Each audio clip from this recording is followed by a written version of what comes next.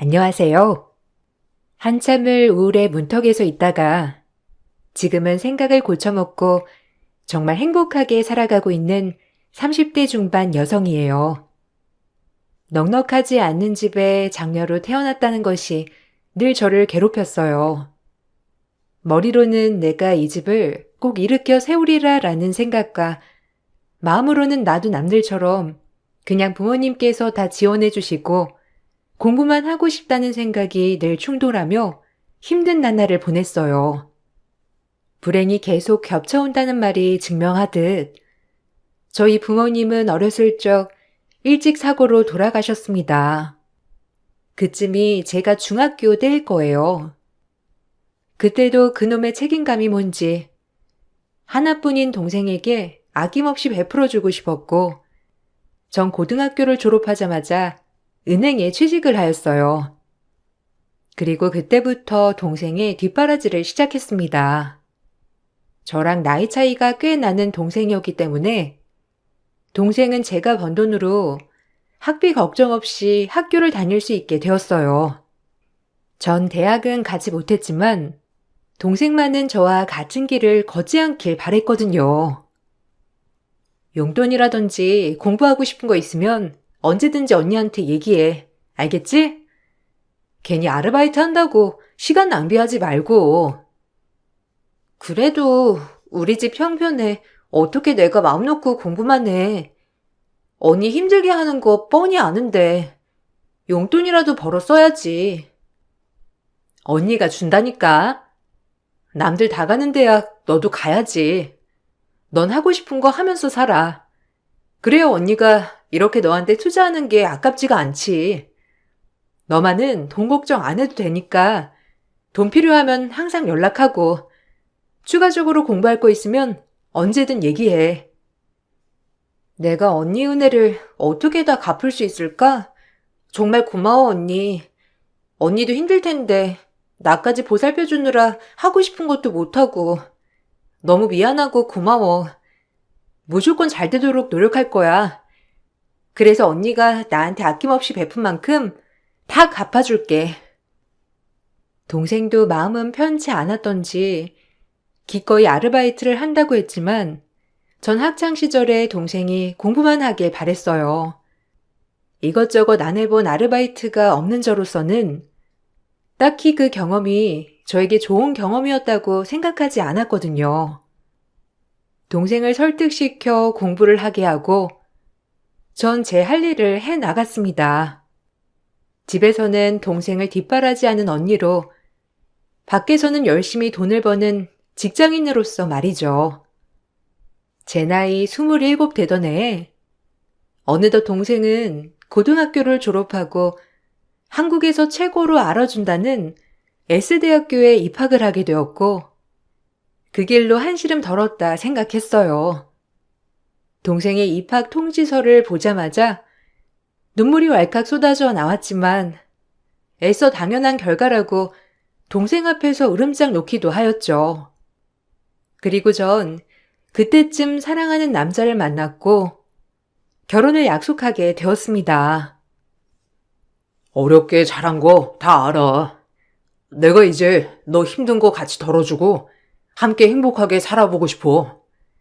나랑 결혼해 줄래? 동생 뒷바라지 해야 하고 내 동생 아직 졸업하려면 멀었어. 내가 동생 일할 수 있을 때까지 책임지기로 마음 먹었고. 그래도 괜찮겠어? 엄마 아빠 돌아가셨지만 예전에 사업하다 실패한 게 있으셔서 그 빚까지 갚아야 돼. 그럼에도 이런 나 괜찮아? 당연하지. 내가 네 형편 모르고 애초에 만났던 것도 아니고 같이 짊어질 생각 충분히 있으니까 결혼하자고 하는 거야. 오빠는 괜찮아도 오빠네 부모님은 괜찮지 않을 수도 있어. 나보다 훨씬 똑똑하고 좋은 대학도 나왔는데 고졸 출신 며느리 반가워하지 않을 것 같아. 벌써부터 넘어야 할 게 많은 결혼 같은 느낌인데도 다 감당하고 나랑 결혼할 수 있겠어? 우리 부모님 그렇게 속물 아니셔. 아마 내가 좋다고 하면 당장이라도 허락하실 거야. 그러니까 너무 걱정하지 마. 오히려 힘들게 자랐다고 위로해 주실 분들이지. 너한테 대놓고 뭐라고 하실 분들 아니니까 지레 겁먹지 마. 내가 다 책임질게. 3년을 만나온 남친이 프로포즈를 할 때 참 설레기도 하면서 걱정이 제일 먼저 앞섰어요. 저보다 사회적 지위도 높고 대학도 나온 이 남자가 저랑 결혼을 하고 싶다는 말에 혹시라도 그 집 부모님께서 좋아하지 않으실까 걱정부터 되는 건 사실이었거든요. 남친이 끈질기게 저를 설득하였고 본인은 뭐든지 다 감내할 수 있다고 하면서 그렇게 결혼을 약속했습니다. 처음 시댁이 인사를 가던 날 의외로 시어머니는 저에게 사근사근 대해주시며 제가 걱정한 것보다 훨씬 더 저에게 잘해주시려고 노력하셨어요. 그동안 내가 무슨 생각을 한 거지? 라는 생각이 들 만큼 처음 본 남친의 어머님은 저에게 아주 살갑게 웃어주시며 마음을 편하게 해 주시더라고요. 그 모습을 보자 저조차도 무장해제된 채로 마음이 편했고 그런 모습을 본 남친도 흐뭇해했어요. 어서 와요. 내가 얼마나 보고 싶었는데 그동안 연애할 때도 한 번을 소개도 안 시켜주고 아주 궁금했잖아. 아, 정말요? 저도 이렇게 인사드릴 수 있어서 너무 좋아요. 오빠가 누굴 닮아 미남인가 했더니 어머님을 쏙 빼닮았네요. 어머, 그래? 아가씨 말도 참 센스 있게 하네. 일단 차린 건 없지만 어서 먹어요. 우리 집은 늘 이렇게 먹거든. 입에 맞을지 몰라. 와, 진수성찬인데요. 잘 먹겠습니다. 그리고 말씀 편하게 해주시면 더 좋을 것 같아요.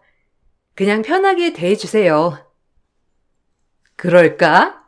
하긴 이제 뭐 자주 볼 사이인데 편하게 하면 좋지. 그럼 내가 말도 놓고 좀 편하게 대할게. 얼른 식기 전에 먹어. 거봐, 내가 뭘 했어? 우리 엄마가 잘해줄 거라고 했지? 괜히 겁먹어서는. 엄마, 고마워. 효선이한테 따뜻하게 대해줘서. 그럼 당연하지.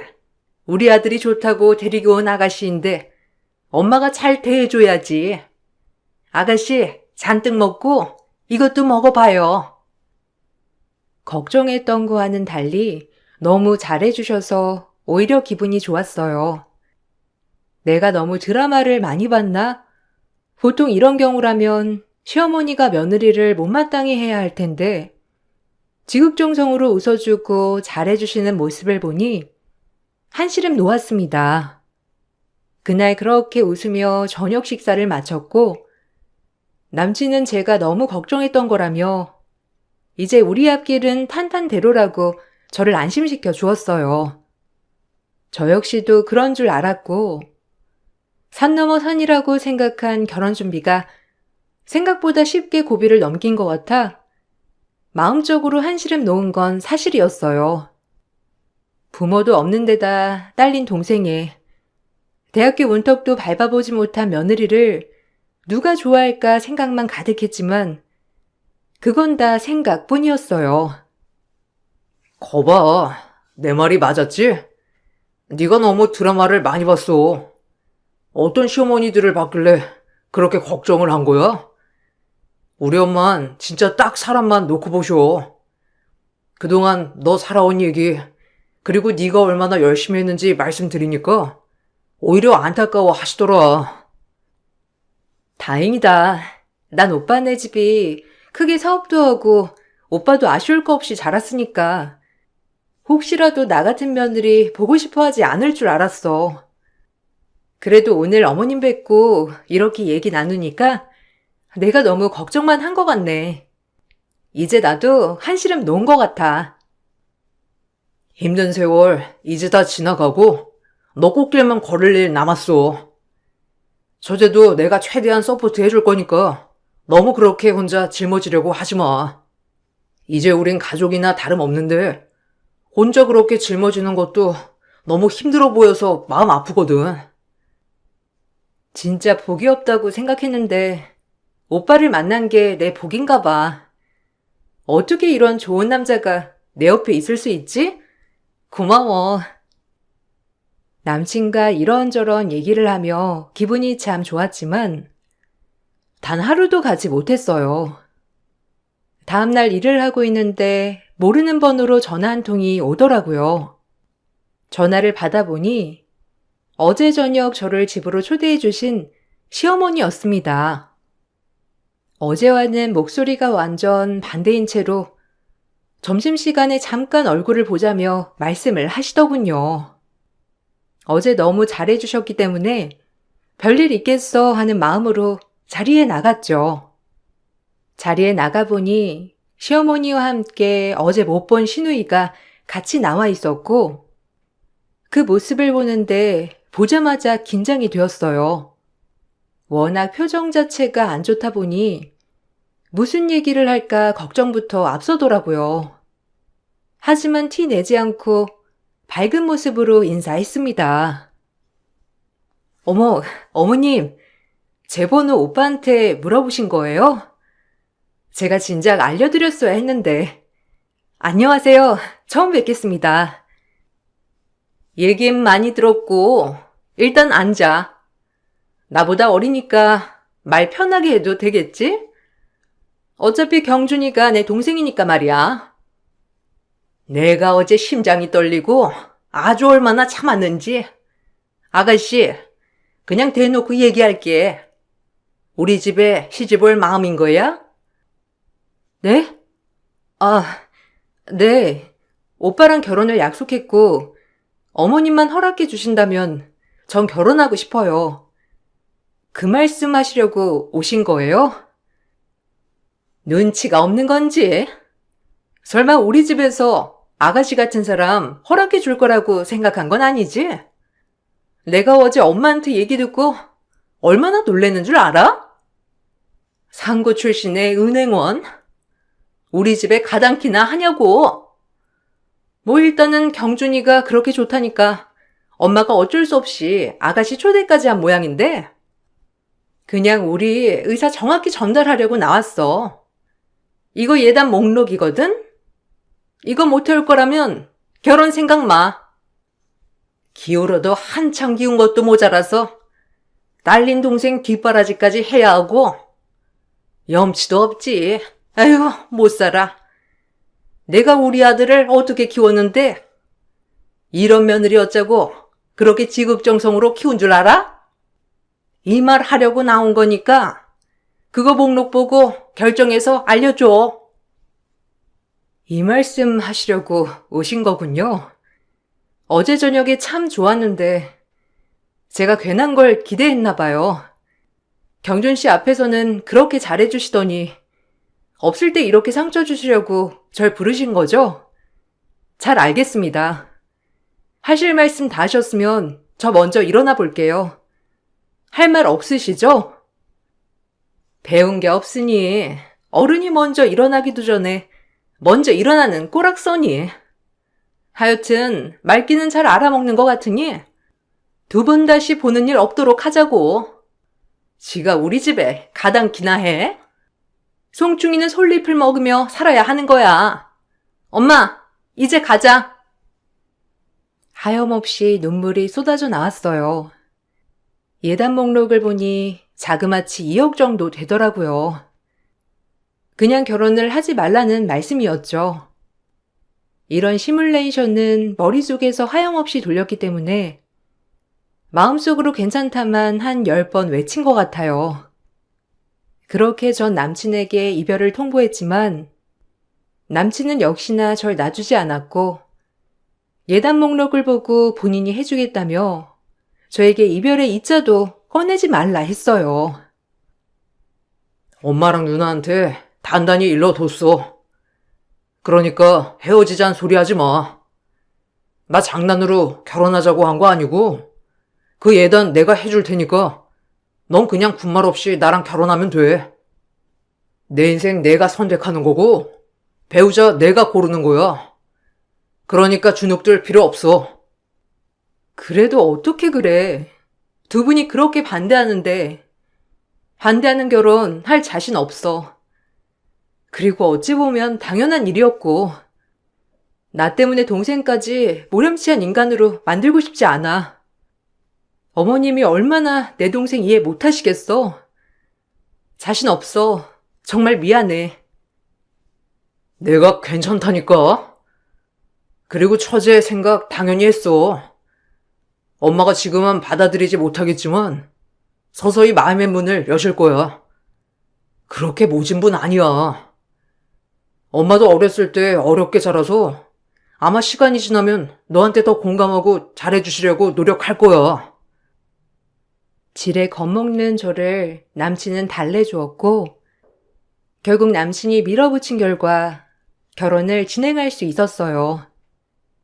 시어머니와 시누이는 못마땅한 얼굴이 가득이었지만 끝끝내 남친은 이길 수 없게 된 거죠.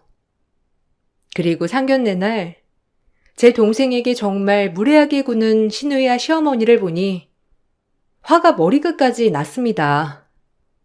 저를 못마땅히 하는 건 괜찮았지만 동생한테까지 그럴 줄은 몰랐거든요. 일부러 이 결혼을 파토 내려고 하는 것이 눈에 환했고, 이래도 안 떨어져 나가? 라는 표정을 보는 것이 괴로웠어요. 그래도 이제 성인인데 좀 독립해야 하지 않아요? 언니가 무슨 돈 버는 기계도 아니고 결혼해서까지 이러면 곤란해. 그러게. 아무리 양심이 없어도 그렇지. 이 집은 무슨 딸 하나 앞세워서 팔자 피려고 하는 것도 아니고. 아우, 진절머리나. 누나랑 엄마, 말 조심 좀. 아, 미안해, 처제. 기분 나빴지? 효선아, 신경 쓰지 마. 엄마랑 누나가 좀 말할 때 필터링이 없는 스타일이라서. 형님, 어머님, 말씀 좀 가려해 주세요. 아무리 탐탁치 않은 결혼이라고 하더라도 사람 간에 예의가 있죠. 그리고 제가 제 돈으로 동생 공부시키는 건데 왜 어머님이랑 형님이 관여하세요? 그건 아니라고 봅니다. 그러니까 말 삼가주시길 부탁드릴게요. 관여? 행여나 내 동생이 그 집 기중될까봐 그러지. 꼴에 자존심은 있어가지고 말조심은 옳게나 해. 어디서 건방을 떨어? 저 때문에 언니가 이런 취급을 받을 필요는 없죠. 이제 졸업할 때도 되었고 언니한테 진 빚 다 갚으려고 했어요. 그러니까 저희 언니 그렇게 몰아붙이지 말아주세요. 저 그렇게 양심 없는 사람 아니고 언니한테 충분히 마음의 빚을 졌다고 생각하니까요. 놀린 입이라고 말은 잘하네. 어쨌든 난 우리 경준이가 하도 졸라서 시키는 결혼이니까 뭐 나한테서 며느리 사랑 바라지도 마라. 이렇게 참고 결혼시키는 것도 엄청난 노력이니까 말이야. 그리고 본가는 안 돼. 이 집에 시집와서 3년은 우리 집안 가풍 익히고 그래야 되니까 지금 쓰던 경준이 방 쓰면서 사는 걸로 하지. 그게 싫다면 애초에 이 결혼 파투 내던지. 같이 사는 거랑 다 괜찮아요. 동생한테만 그렇게 말씀하지 말아주세요. 저희 자매 특별한 자매이기도 하고 어머님이랑 형님이 그렇게 말씀하실 권리 없으시잖아요. 일단 합가는 조건은 받아들이는 걸로 생각할 거니 그 부분은 걱정하시지 않으셔도 돼요. 상견례장에서 기분이 많이 상했지만 처음 이 모습을 본 동생이 더 걱정이 되었고 동생은 오히려 그런 저를 걱정해 줬어요. 아무래도 언니가 좋은 남자 만나 시집 가는 줄 알았는데 이렇게까지 시댁의 반대가 있을 줄은 몰랐던 것이었죠. 동생 보기도 부끄럽고 동생과 저 말고는 가족이 없는지라 어느 곳에 말할 곳도 없었어요. 그런 동생은 저에게 오히려 덤덤하게 위로가 되었고요. 언니, 그동안 이런 취급 당했었구나. 내가 진짜 성공해서 언니한테 절대 짐이 되지 않도록 할 테니까 걱정하지 마. 아니야. 이런 꼴 보인 게 미안하지. 언닌 괜찮은데 너 혹시라도 마음 다쳤을까봐 그게 더 걱정이다. 언닌 신경 쓰지 마. 형부 진짜 좋은 사람인 거 아는데 시댁어른들 보통이 아닌 것 같아. 언니 정말 괜찮겠어? 엄마 아빠라도 살아계셨다면 당장에 이 결혼 반대할 것 같은데. 난 언니가 훨씬 행복해졌으면 하는 바람이란 말이야. 그동안 그렇게 고생했는데. 물론 안 힘들 순 없겠지만 경준 씨가 옆에서 방패가 되어줄 거야. 네 형부 진짜 좋은 사람인 거 잘 알잖아. 걱정 붙들어 매. 오히려 제 걱정을 해주는 동생을 보면서 언제 이렇게 컸나 하는 생각에 눈물이 왈칵 나왔어요. 동생은 결혼하는 것에 있어서 걱정을 많이 하였지만 그래도 남편을 만나 참 행복하다고 느꼈기 때문에 결혼식을 강행했죠.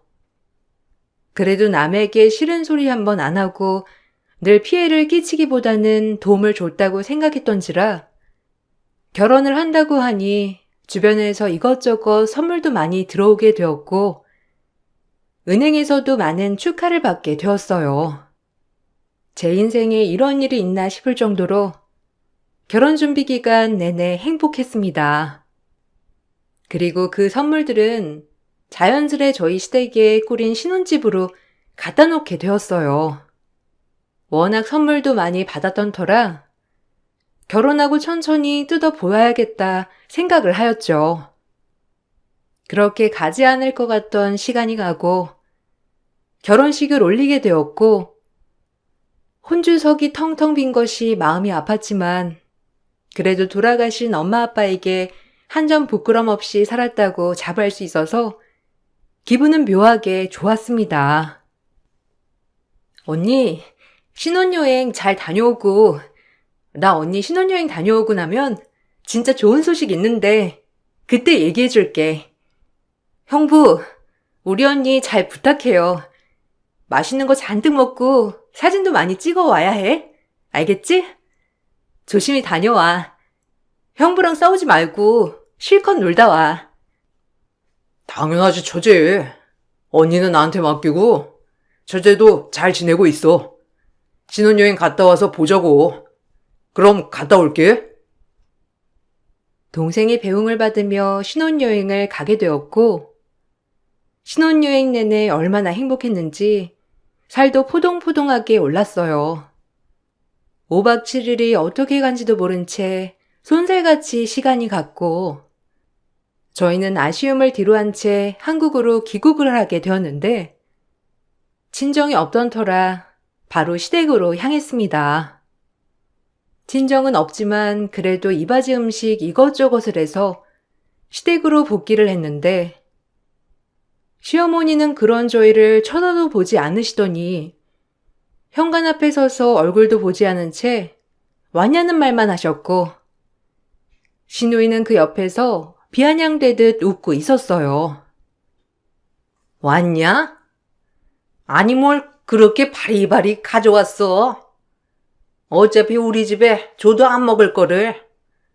네가 이 바지 해봤자지. 노력이 가상하다 아주. 그래도 엄한 돈 썼네. 우리 집이랑 이 바지 음식 급이 안 맞잖아.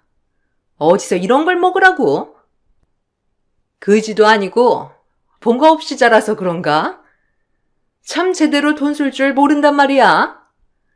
누가 반긴다고 이런 조도 안 먹는 걸 가져오길? 너무하시네요. 그래도 어머님, 형님 좋아하는 거 한참을 고민하고 골라서 해온 건데 그렇게 꼭 말씀하셔야겠어요? 우리가 뭐 네 이바지 음식 받자고 결혼시킨 줄 아니? 뭘 우리가 좋아하긴 뭘 좋아해? 여하튼 마음에 드는 구석이라곤 하나도 없어. 제 말은 안중에도 없는 채 거실에서 한참을 뭘 하고 계시는 모습을 보고 뭘 하고 계시나 가까이 다가가서 봤더니 생각지도 못한 시어머니와 시누이 행동에 경악을 하고 말았죠. 신혼여행 다녀오니 내 결혼 선물을 허락도 없이 뜨고 있던 시모와 신우의 모습을 어떤 며느리가 이해해야 할까요? 화가 머리끝까지 나서 제가 따져대자 시어머니의 돌아오는 대답은 어처구니 없었어요.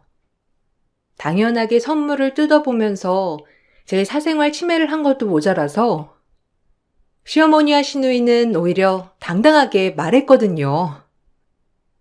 지금 제 물건 함부로 뜯어보시고 뭐 하시는 거예요? 이거야말로 본데 없이 하는 행동 아닌가요? 누가 누굴 욕하는 거예요? 네 물건이 다 우리 집 물건이지. 어차피 다 나눠 가질 건데 좀 어떠냐? 그리고 네가 우리 아들 아니었으면 이런 집에 살 수나 있긴 하니? 언감 생심이지. 지 물건 좀 만졌기로써니 길길이 날뛰는 꼴이란. 이 큰 박스는 뭐야? 이것도 뜯어봐야겠다. 그러게 아주 웃겨. 지 물건이 어딨어? 이 집에 들어온 이상 우리 거나 다름없는 거지. 그렇게 네 거 내 거 구분하지 마. 정 떨어져. 제가 그럼 형님 선물 받은 거 다 뜯어봐도 괜찮으시겠어요? 그렇다면 저도 앞으로 형님 어머님 택배 다 뜯어서 볼게요. 한마디도 안 지지 아주. 이건 웬 스탠드야?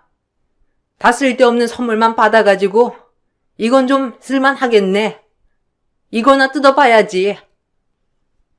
시어머니는 제가 뭐라고 하든 말든 신경도 쓰지 않은 채 제 동생이 준 스탠드 상자를 뜯고 있었고, 우연히 이렇게 겹치기도 하는구나 싶었던 게 스탠드 상자를 뜯자마자 제가 한국에 도착한 걸 알게 된 동생에게 전화가 왔고, 일단 전화를 받게 되었어요. 그리고 동생이 저에게 해준 말은 가히 놀랍기 그지없었고, 전 그 전화를 받자마자 눈물이 멈추질 않으면서 너무 기뻤습니다. 언니, 한국 왔어? 기쁜 소식 전해주고 싶어서 그동안 내가 얼마나 참았는 줄 알아? 나 사실 5급 세무 공무원 됐어. 뭐? 정말? 진작 말해주지. 왜 지금에서야 말하는 거야? 너무 장하다, 내 동생. 7급도 아니고 5급이라니. 너무 멋진걸? 그리고 나 언니네 시어머니가 운영하는 회사 세무조사 맡게 되었어. 사돈 어른한테 전달 잘해줘. 업장에서 보자고 말이야. 내가 말했지? 언니한테 은혜 갚을 거라고. 두고 봐. 사돈 어른 언니 앞에서 설설기게 만들어줄 테니까. 우리 자매 다신 무시 못하게. 정말이야? 어떻게 이럴 수가. 잘 전달해 줄게. 너무 장하다, 내 동생. 기특해. 넌 언젠간 이렇게 성공할 줄 알았어. 언니 정말 기쁘다. 넌 어려서부터 머리가 좋아서 뭐든 다 잘 될 줄 알았는데 이렇게 잘 될 줄은 정말 몰랐어. 내 동생 너무 장해. 전화를 끊자마자 제 동생의 경악할 정체에 아까의 괄시는 온데간데 없이 온 집이 팔발 떨기 시작했습니다. 시어머니는 크게 음식 장사를 하였는데 이 음식 장사가 잘 되어 체인점이 한두 곳이 아니었어요. 어느덧 법인 회사까지 키워내신 분이었죠. 그런 회사를 제 동생이 세무조사를 맡게 된 것이었고, 이러한 이야기를 해주자 시어머니는 안색이 급속도로 변하면서 벌벌 떨었죠. 법인 회사다 보니 회계장부도 빼돌렸고 세무조사 때마다 요리조리 피해가며 세금을 제대로 내고 있지 않는 회사였거든요. 아니 그럼 네 동생이 우리 회사 세무조사를 한단 말이야? 나 사돈처녀 좀 만나고 싶은데 어떻게 자리 좀 만들어주면 안 될까? 이제 와서 세무조사 받게 생겼으니 그렇게 무시하고 경멸하던 내 동생 만나고 싶나 보죠? 상견례 때 언니 등골 빼먹는다고 대놓고 무안 주고 우리 자매 무시하는 눈빛이 엊그제 같은데 세금 맞을까봐 벌벌 떠는 꼬락서니 보니 답이 딱 나오네요. 동생 보고 아주 열심히 세무조사 하라고 해야겠어요. 벌 받을 거 있음 따끔하게 받으시고 저랑 제 동생 무시한 대가 톡톡히 치르시길 바랄게요. 너 나한테 마지막으로 잘할 기회 주는 거야, 내가. 그러니까 동생한테 당장 세금 조사 멈추라고 말해줘. 아님 기한을 좀 늘려주던가. 갑작스럽게 일이 이렇게 되면 어쩌라는 거니? 내가 그래도 명색의 사돈인데 꼭 이렇게까지 해야겠냐고 전해줘. 사돈 취급은 해주셨고요. 이제 와서 웃기네요. 상견례 때 그렇게 제 동생과 저 멸시를 하고 지금도 저 사람 취급도 안 하니 제 물건 다 뜯어가며 함부로 뒤집어 본 거 아니에요? 그런데 이제 와서 사돈이니 봐달라고 하는 게 정말 역겨워요, 어머님. 저기 아까부터 야, 너 네 동생 믿고 지금 뻗대는 거야? 너 우리 엄마 회사 추징금 맞으면 진짜 내가 가만 안 둘 줄 알아. 가만 안 두면 어쩔 건데요. 엄마 옆에서 기생하며 아무 일도 안 하고 용돈 받아 쓰는 주제에 고고한 척 잘난 척 그만하시죠. 어려서부터 그냥 받아 쓰는 돈이나 쓸 줄 알지. 본인이 할 줄 아는 게 뭐가 있다고 엄마 옆에 꼭 붙어서는 남 가르치는 꼴이란. 참나. 제 말에 기분이 나쁜지 신우와 시모는 말이 없었고 그저 이 사태를 어떻게 수습해야 하나 발만 동동 구르는 모습을 보여주었죠. 그리고 시어머니는 갑작스럽게 제 동생과 약속을 잡아달라고 하며 부탁을 하였고 제가 그렇게 하지 않겠다고 하자 세무조사가 있기 전부터 급속도로 불안해하시기 시작했어요. 신우이는 그런 저에게 독하다고 막말을 하였지만 사실 마음속으로 그렇게 저와 제 동생 업신여기더니 꼴 좋다는 생각을 하게 됐어요. 남편한테 미안한 마음이 들었지만 남편은 다행히도 제 마음을 편하게 해주었어요. 그리고 시어머니가 손 쓸 새도 없이 곧바로 세무조사를 하게 되었는데 역시나 어머님 회사는 엉망이었고 걸릴 게 한두 가지가 아니었다고 하더라고요. 그 즉시 세금을 맞아서 추징금 16억이라는 돈을 내야만 하는 상황에 이르게 된 시어머니였고 이제 와서 울고불고 하셨어요. 본인이 그동안 안 내고 법을 지키지 않은 대가임에도 불구하고 억울하다는 듯 말이에요. 내가 말했죠? 제가 언니한테 그동안 빚진 거 다 갚겠다고. 언니 이렇게 무시하고 멸시한 죄 제가 갚는 거예요, 아줌마. 어차피 진작에 사돈 취급해준 적 없으니 편하게 아줌마라고 하는 게 나을 것 같네요. 그러니 세금 좀 잘 내지 그러셨어요. 돈도 있는 양반이 왜 이렇게까지 돈을 안 내려고 술을 쓰셨을까? 있는 사람들이 더하다고 딱 그 짝이네요. 저랑 제 언니 없이 살았지만 한 번도 법에 어긋나게 살지 않았는데 어떻게 있는 집들이 더하다는 말이 여기 딱 있네요. 아니 사돈처녀, 그래도 5급 정도면 끝발 있을 텐데 좀 어떻게 안 될까? 내가 그때 그렇게 말한 건 좀 다 잊고 다시 새 출발하는 걸로 해요. 그래도 언니가 우리 집 며느리인데 사돈처녀랑 내가 이렇게 얼굴 붉힐 필요 없잖아. 잘 생각해봐.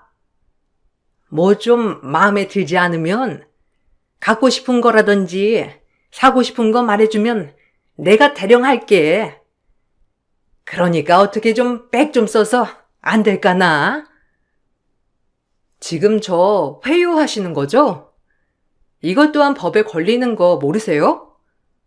자꾸 이러면 뇌물수수죄도 추가적으로 고소할 거예요. 아니, 그게 아니라 갑작스럽게 추징금을 맞으면 회사가 힘들어지니 그렇지. 사돈 처녀가 우리 회사 생각 좀 해줘요. 아유, 네가 좀 말려봐라. 아니요.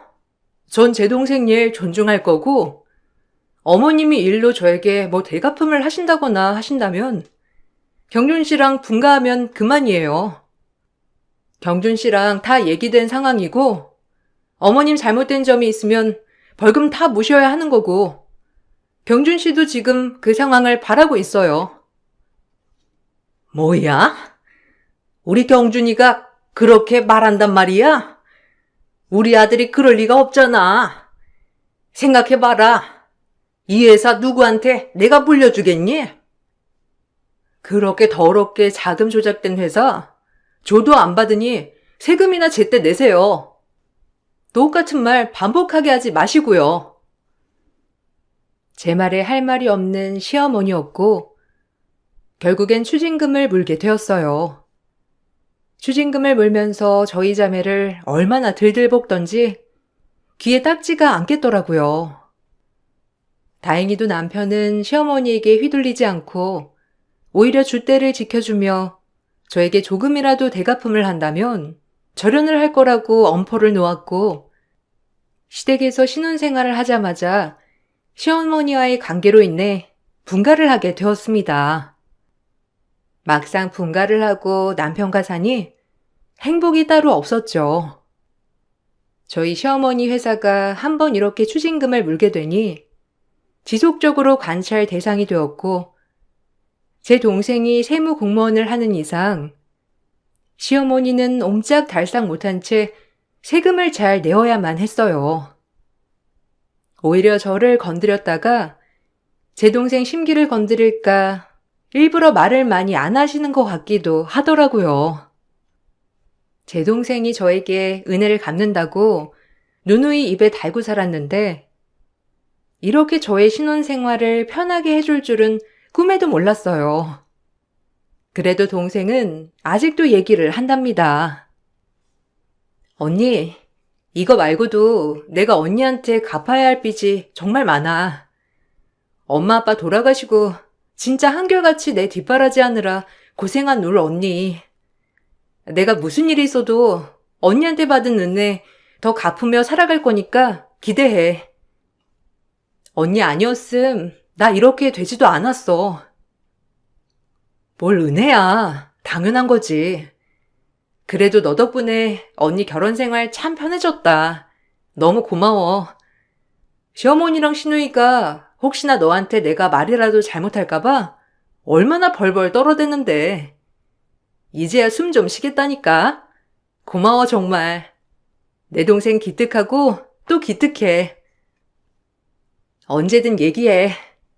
그 집구석 내가 코를 아주 납작하게 해버릴 테니까. 이제 내 걱정 말고 언니만의 행복을 찾아. 그래야 내 마음도 편하지. 지금 모든 걸 다 갚을 순 없겠지만 살면서 두고두고 언니 은혜 안 잊고 살 거야. 내가 언니 아니었으면 여기까지 올 수 있었겠어? 그렇게 말해줘서 너무 고맙다. 너한테 뭘 바란 일은 아니지만 덕분에 네가 너무 잘 커준 것 같아서 내가 떳떳이 살 수 있을 것 같아. 그리하여 저는 동생의 도움으로 시댁에서 편해졌고 남편도 차라리 엄마가 이 기회에 회사에 대한 운영을 깨끗하게 한다는 것이 오히려 좋은 기회 같다며 저에게 절대 미안해하지 말라고 하더라고요. 지금은 저희끼리 따로 나와서 살고 있기 때문에 시어머니와는 부딪힐 일이 많이 없답니다. 오히려 혹시라도 분란 날까, 아들과 절연하게 될까 제 눈치를 많이 보시게 되었어요. 다 동생 덕분이죠.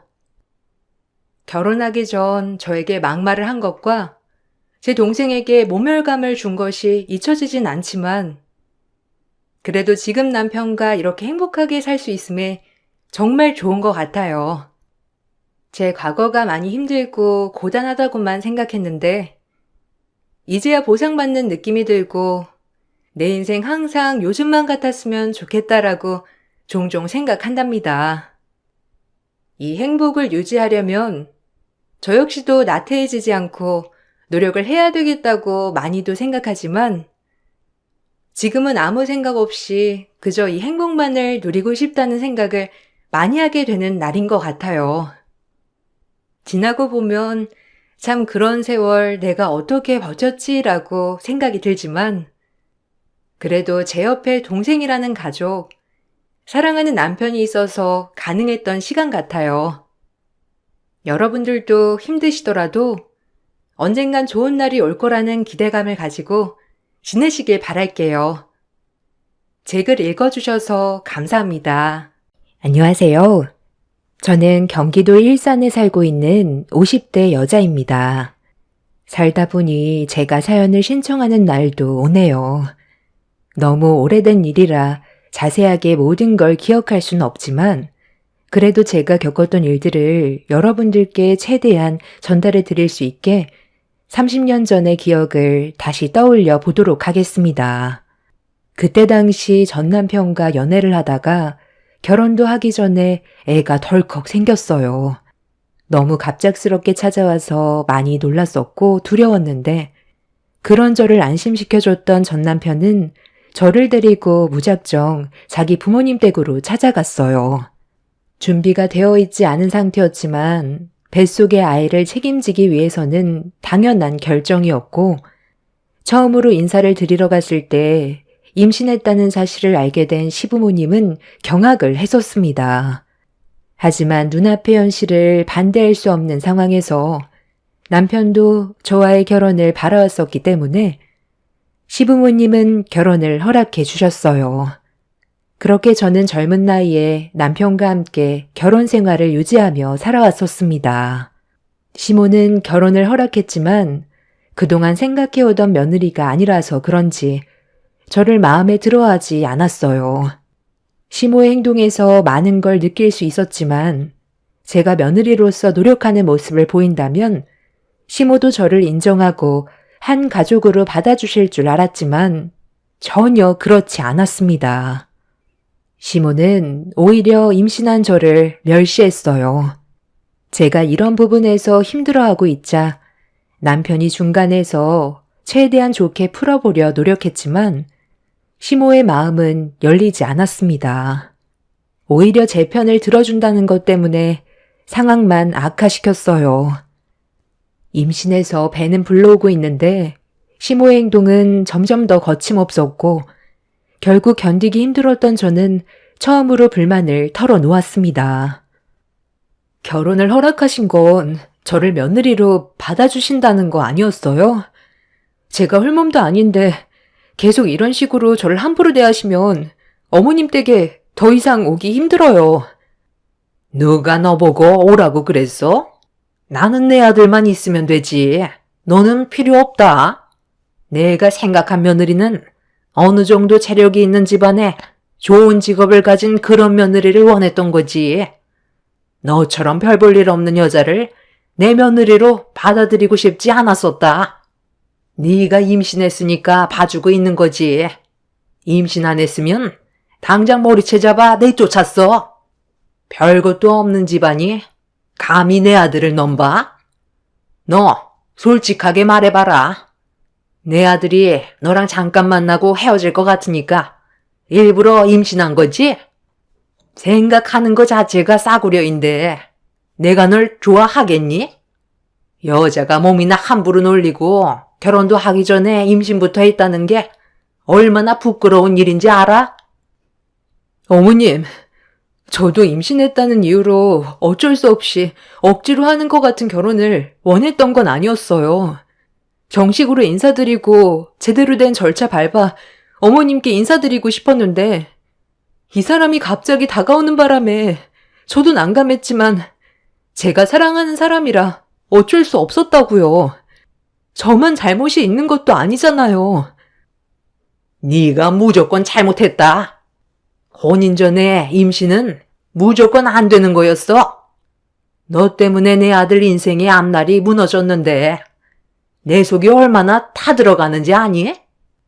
네가 인사 오기 전에 내가 그동안 며느리 삼으려고 밑작업 해뒀던 예비 며느리가 있었는데 내 아들과 이어주기도 전에 네가 임신을 해서 내 계획을 전부 다 망쳐버렸다고. 네가 아무리 노력해봤자 나는 너를 며느리로 인정해주지 않을 거니까 견디기 힘들면 내 아들과 이혼해라. 누가 이기나 한번 보자고. 엄마, 제발 그만 좀 해요. 제가 사랑하는 사람이 임신을 했으니까 당연히 책임져야 하는 거 맞는 건데 계속 이런 식으로 나오면 저도 더 이상 올 수가 없어요. 임신한 몸인데 집안일 시키고 잠깐도 쉬지 못하게 하면 제가 눈치가 보여서 도저히 이 집에 있을 수가 없다고요. 엄마는 제가 사랑하는 사람과 결혼했는데 좋게 받아줄 수는 없는 거예요? 결혼한 지 몇 달 되지도 않았는데 얼굴 볼 때마다 이러면 다음부터는 저도 진지하게 생각을 좀 해봐야 하겠어요. 너한테 할 말이 있으니까 잠깐 이리 좀 와봐라. 저런 여자랑 살면 한 번뿐인 인생 그냥 망치는 거야. 지금 제 얼굴에 도끼 있는 거 보면 모르겠니? 시모는 저와 남편의 결혼을 허락해 주었지만 저를 며느리로 인정해 주지는 않았어요. 시모는 결혼을 반대하려 했었는데 옆에 함께 계셨던 시부가 저를 며느리로 받아들여 주자 어쩔 수 없이 시부의 말을 따를 수밖에 없어 결혼을 허락해 준 거였죠. 아무리 마음에 안 들어도 뱃속엔 시모의 손주가 자라고 있는데 시댁이 갈 때면 그동안 손가락 하나 까딱하지 않고 밀어두었던 집안인들을 쉬지 않고 시켰습니다. 임신한 몸이라 안정을 취해야 되는데 저를 아껴주기는커녕 임신했다고 오히려 증오심만 더 잘하고 있었어요. 남편과 결혼한 지 몇 달밖에 되지 않았는데도 시댁에 가는 게 두려울 정도로 시모의 행동은 저를 너무 힘들게 만들었습니다. 그렇게 저와 한바탕 안 좋은 말들을 주고받다가 중간에 끼어든 남편과 대화 도중 저를 놔두고 시모는 남편을 데리고 방으로 들어가 버렸어요. 한참 동안 방에서 나오지 않고 대화를 하던 남편이 밖으로 나오자마자 저와 눈이 마주쳤는데 제 시선을 피하더라고요. 시모와 단둘이 무슨 대화를 했길래 제 시선을 피하는 건지 알아야 했던 저는 안 좋은 감정을 가진 채 집으로 돌아와서 남편과 대화를 이어나갔어요. 그런데 시모와 방에서 단둘이 했던 대화 내용에 대해 말을 해주지 않고 계속 피하기만 하더군요. 무슨 말이 오고 갔는지 저도 당연히 알아야 될 권리가 있기 때문에 집요하게 물어봤지만 끝내 아무 말도 듣지 못했습니다. 그리고 그날 이후 남편의 태도에 급격한 변화가 생기기 시작했어요. 저를 대하는 행동들이 전과는 많이 달랐고 저를 사랑하고 있다는 감정도 들지 않았었죠. 느낌이 좋지 않았던 저는 남편과 진지하게 대화를 이어나갔지만 이미 저에게 마음이 떠난 것처럼 차가운 말투로 대화를 차단시켰습니다. 그때는 제가 너무 순수했고 남편이 저 몰래 다른 여자를 만나고 있을 거라곤 상상조차 하지 못했어요. 그리고 그때 당시에는 간통죄가 성립이 되었기 때문에 함부로 바람 피울 수 있는 상황도 아니었죠. 그래서 남편이 다른 여자와 만나고 있을 거라곤 전혀 상상조차 하지 못하고 시모의 영향을 받아 저를 차갑게 대하는 줄로만 알았습니다. 시모도 저를 며느리로 받아주지 않는데 남편까지 힘들게 하니 사는 게 너무 힘들더라고요. 남편이라도 제 편에 서서 저를 지켜주려고 노력했다면 참고 버틸 수 있었지만 남편까지 저를 대하는 감정이 예전 같지 않자 정신적으로 너무 힘들었습니다. 스트레스도 많이 받았었고 제 선택이 잘못됐다는 걸 받아들이기 시작했죠. 남편은 저만 평생 바라본다고 했었는데 설 명절날 만삭이 되었을 때 시댁에서 명절 음식을 만들던 도중 한 여자가 양손 가득 선물을 들고 들어왔습니다. 처음 본 낯선 여자가 비음 섞인 목소리로 시모에게 애교를 부리며 다가오자 시모의 입에서 충격적인 말이 터져 나왔어요. 우리 새아가 오는데 많이 힘들었지? 배고플 텐데 서둘러 밥부터 먹자. 얘 철호야, 새색시 왔는데 방에서 뭐하고 있니? 빨리 나와서 반겨줘야지. 예, 너는 우리 새며느리가 좋아하는 꼬지산적 빨리 좀 붙이거라. 내 아들과 새로 결혼하게 될 며느리인데 너보다 능력 좋고 집안 좋고 인물 좋고 어디 하나 빼놓을 게 하나도 없다.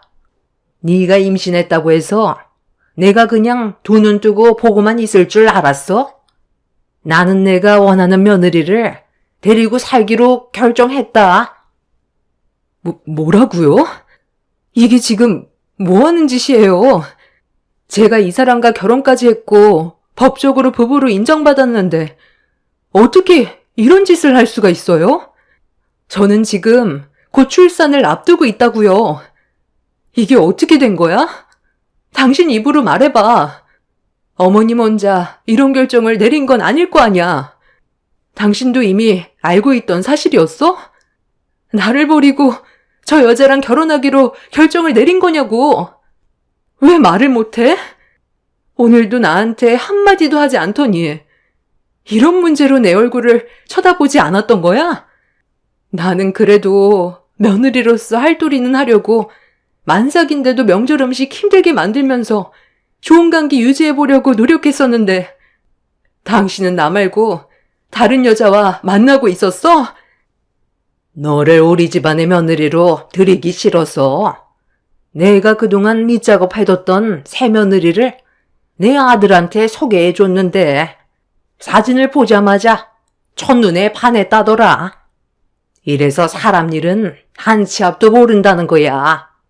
네가 좋아서 결혼까지 했어도 남자들 마음이라는 게 원래 뒤돌아서면 바뀌거든. 너보다 모든 점에서 우월한데 네가 눈에 들어오겠니? 한두 번 만나게 해주니까 서로 눈 맞아서 결혼까지 결정 내렸다. 그러니까 너도 이제 그만 포기하고 내 아들과 여기까지만 해라. 당신 입으로 말해봐. 정말 나랑 끝낼 거야? 뱃속에 당신 아이가 자라고 있는데 어떻게 다른 여자와 새 출발하려는 생각을 할 수가 있어? 우리 애한테 미안하지도 않아? 나한테 뭐라고 그랬어? 평생 나랑 뱃속에 있는 아이 지켜주겠다며. 그 말 전부 거짓이었어? 몇 달 전에 어머님 방에서 당신이랑 한참 동안 대화 주고받던 날, 그때부터야? 당신이 나 좋다고 따라다녀 놓고 임신까지 시켜놨으면 끝까지 책임을 져야 하는 게 당연한 거 아니냐고. 왜 말을 못해? 그래, 당신 말이 맞아. 우리 엄마가 대화 좀 하자고 했을 때 나한테 사진 한 장 보여주더라고. 그런데 그 사진을 보기 전까지는 당신 옆에 있어주고 싶었고 뱃속에 있는 아이를 위해 열심히 살고 싶었거든.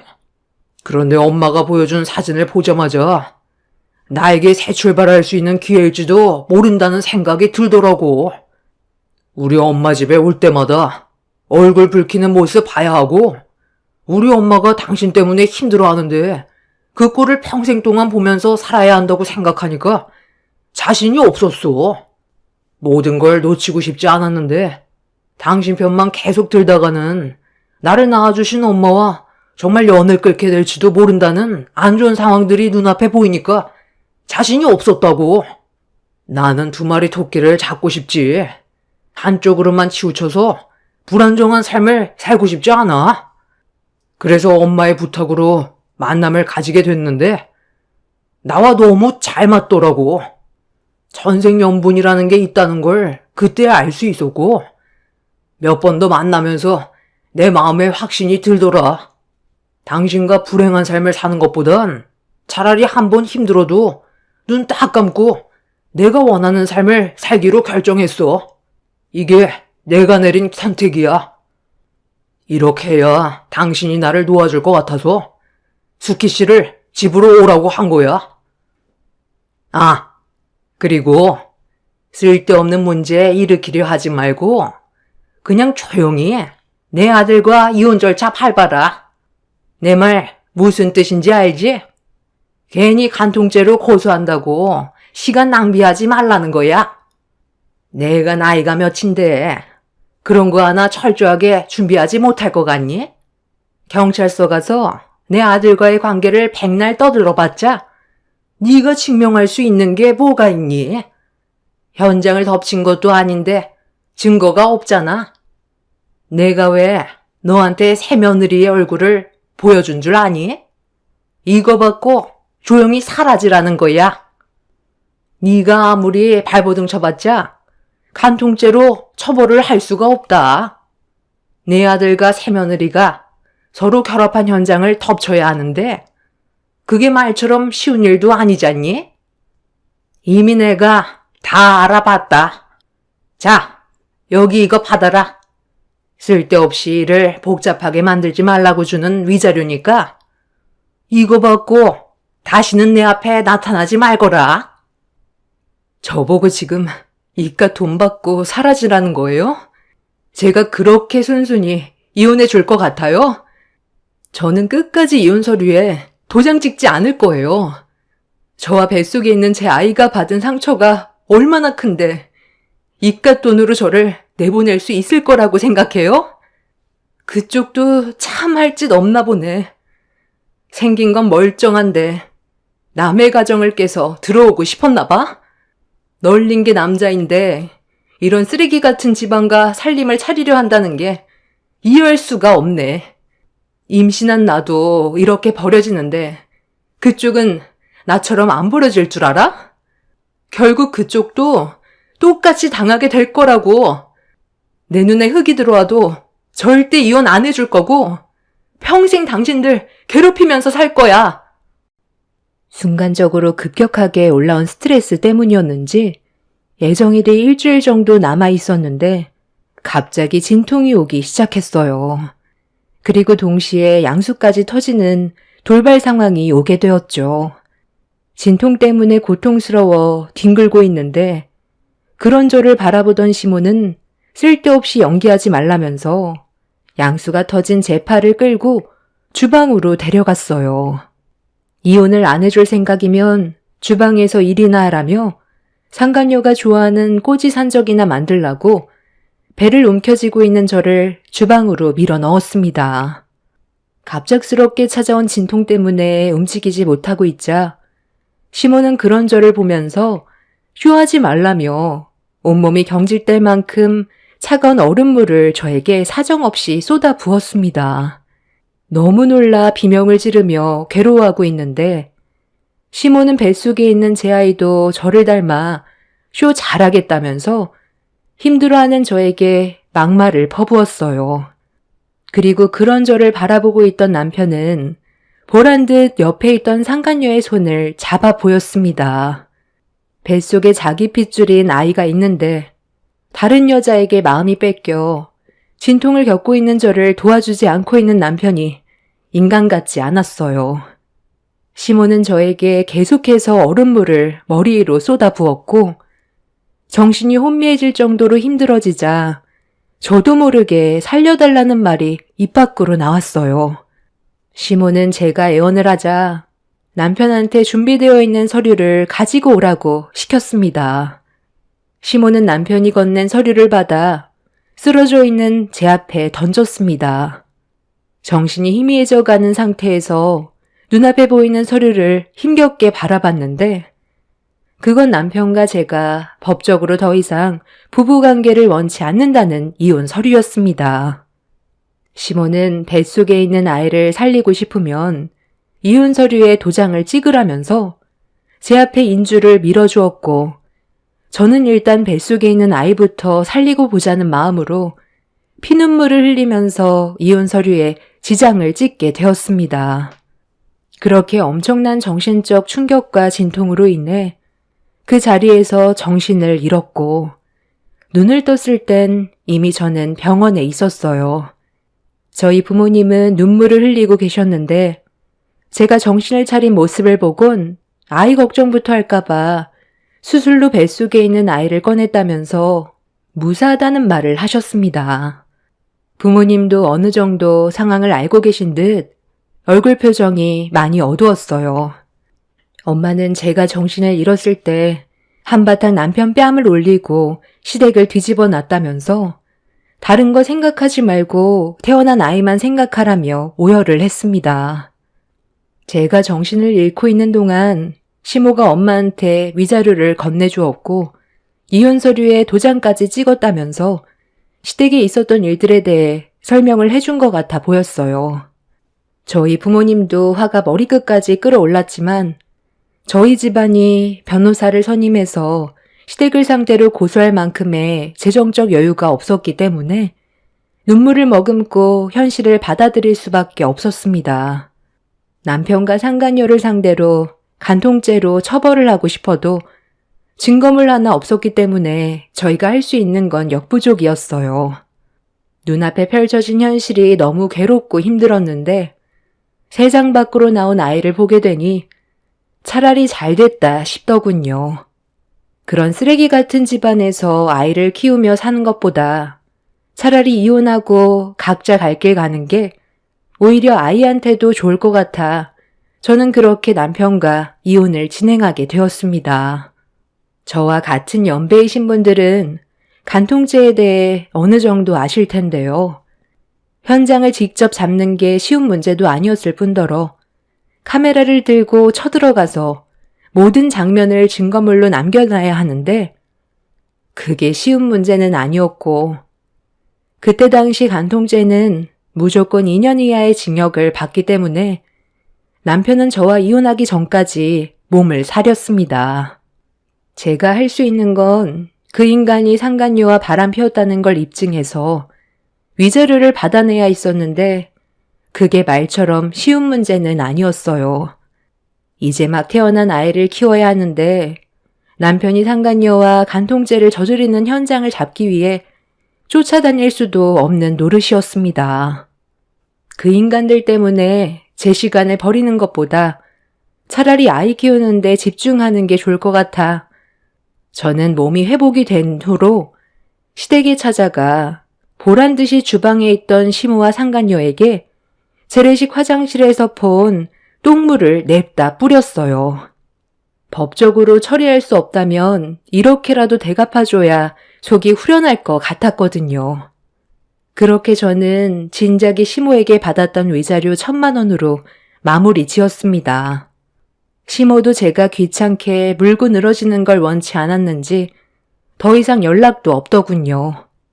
저희 집안은 금전적인 여유가 많지 않았기 때문에 1,000만 원도 소중했었고 그렇게 남편한테 받은 배신을 깔끔히 잊고 털어버리고 살았습니다. 언젠가 다시 만나게 되면 제 딸이 성공해서 멋진 인생을 살고 있는 걸 보여주고 싶었어요. 그래서 이악 물고 제 딸을 위해 정말 열심히 땀 흘리며 살았습니다. 저에게 더 이상의 결혼은 없었어요. 과거에 남편과 시모에게 받았던 치가 떨리는 상처 때문에 새로운 시작을 하고 싶지 않았습니다. 제 딸만 바라보며 살고 싶었고 그렇게 앞만 보며 달려오다 보니 어느새 저는 20대에서 50대가 되어버렸지만 그동안 살아온 삶에 대해 후회하지는 않았어요. 딸과 열심히 노력한 결과 좋은 성과를 거둘 수 있었거든요. 앞만 보며 달려온 삶이 정말 힘들었지만 그래도 원하던 바를 이루게 되었다는 거에 뿌듯함을 느낄 수 있었고 성공한 제 딸의 모습을 보면서 여유도 가질 수 있었습니다. 그렇게 딸과 함께 행복한 인생을 살아가고 있었는데 어느 날 눈앞에 예상치 못한 상황이 펼쳐졌어요. 그동안 바쁘게 살아오면서 머릿속에 잊혀졌던 과거의 일들이 다시 떠올랐고 저와 마주친 그 인간들도 많이 놀랐는지 당황스러워하고 있었습니다.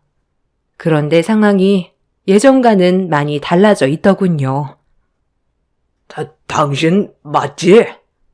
아니, 이런 데서 당신을 보게 될 줄 몰랐는데. 정말 오래간만이네. 그동안 어떻게 지냈어? 아직도 그때의 얼굴이 그대로 남아있네. 우리가 다시 얼굴 본 게 한 30년 만인가? 그런데 어디가 아파서 온 거야? 겉모습을 봤을 땐 그렇게 안 보이는데 여기에 누가 입원해서 병문안 온 건가? 나는 오늘 어머니 약 받으러 왔거든. 여기 병원에서 지어준 약이 그래도 어느 정도 효과는 있어서 항상 약이 떨어지면 오고 있어. 보다시피 우리 어머니가 많이 안 좋으셔. 어머니, 기억 안 나세요? 기억이 왜 안 나? 전염 때문에 우리 집안이 아주 풍비박산 났는데 내가 전염만 생각하면 아직까지도 자다가 벌떡 일어난다고. 꿈에서도 마주치고 싶지 않은 얼굴인데 여기에서 만나게 될 줄 누가 알았겠어? 병원에서 나올 때까지만 해도 그래도 기분이 나쁘진 않았는데 전현 얼굴을 30년 만에 다시 보게 되니 그때 일들이 다시 떠오르는구나. 첫 바늘을 잘못 깨는 바람에 내 아들이 지금도 혼자 살고 있다. 여자만 만나면 그년들이 우리 아들 등쳐먹고 돈만 빨아먹고 가서 지금까지 혼자 살고 있다고. 30년이 지났는데도 그 성격은 아직도 그대로네요. 반가운 얼굴도 아닌데 서로 말 섞을 필요도 없잖아요. 몸도 성치 않아 보이는데 그 성격은 절대로 고쳐지지가 않나 봐요. 어쩌다 이 지경까지 됐어요. 사람이 심보를 고약하게 먹으면 그 업보가 나중에 전부 자신에게 다시 돌아온다더만 결국 벌 받았나 보네요. 뭐라고? 너 지금 말 다 했니? 내가 이 꼴을 하고 있으니까 우습게 보이나 본데 아직까지 너 하나 머리채 잡을 힘은 남아있다고. 아들, 나 좀 일으켜 세워봐라. 아, 제발 성격 좀 죽이세요. 언제까지 저 사람 원망하면서 살 거예요? 벌써 30년이나 흘렀다고요. 저 사람 내친 게 누군데요? 저랑 어머니잖아요. 내가 그때는 정말 미안해. 너무 철이 없었던 것 같아. 당신한테 씻을 수 없는 상처를 안겨준 거에 대해 나도 정말 후회 많았어.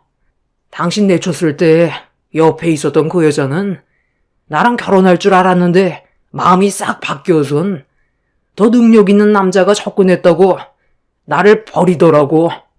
결국 당신이랑 이혼하고 그 여자한테까지 버림받았는데 우리 어머니가 또 다른 여자와 선자리를 만들어줘서 관계를 잘 이어나가다가 결정적일 때 결혼의 문턱까지 가지는 못하더라고. 무슨 이유 때문인지 모르겠는데 만나는 여자한테 물질적으로 퍼줘도 결국 결혼은 할 수 없었어. 그리고 우리 어머니 건강에도 문제가 생겨서 결혼은 아예 꿈도 못 꾸게 되었지. 당신도 보면 우리 어머니가 많이 심각하다는 걸 알 거야. 이게 희귀병이라는데 벌써 20년 가까이 앓고 있거든. 후천성 스포성 표피 박리증이라고.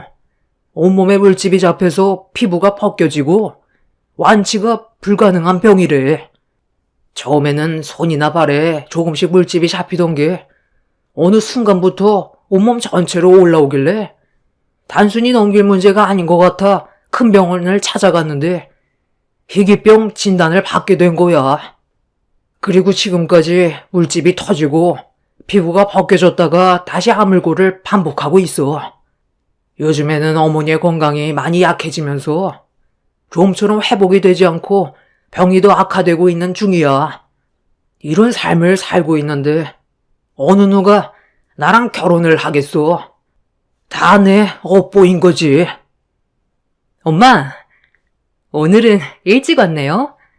저 아직 예약 환자가 몇 분 더 있어서 좀 더 기다려줘야 할 것 같은데 괜찮죠? 요즘 피부질환 문제로 환자분들이 너무 많아서 정신이 하나도 없어요. 한 1시간 정도면 끝날 것 같은데 그때까지 저기 좀 앉아 계세요.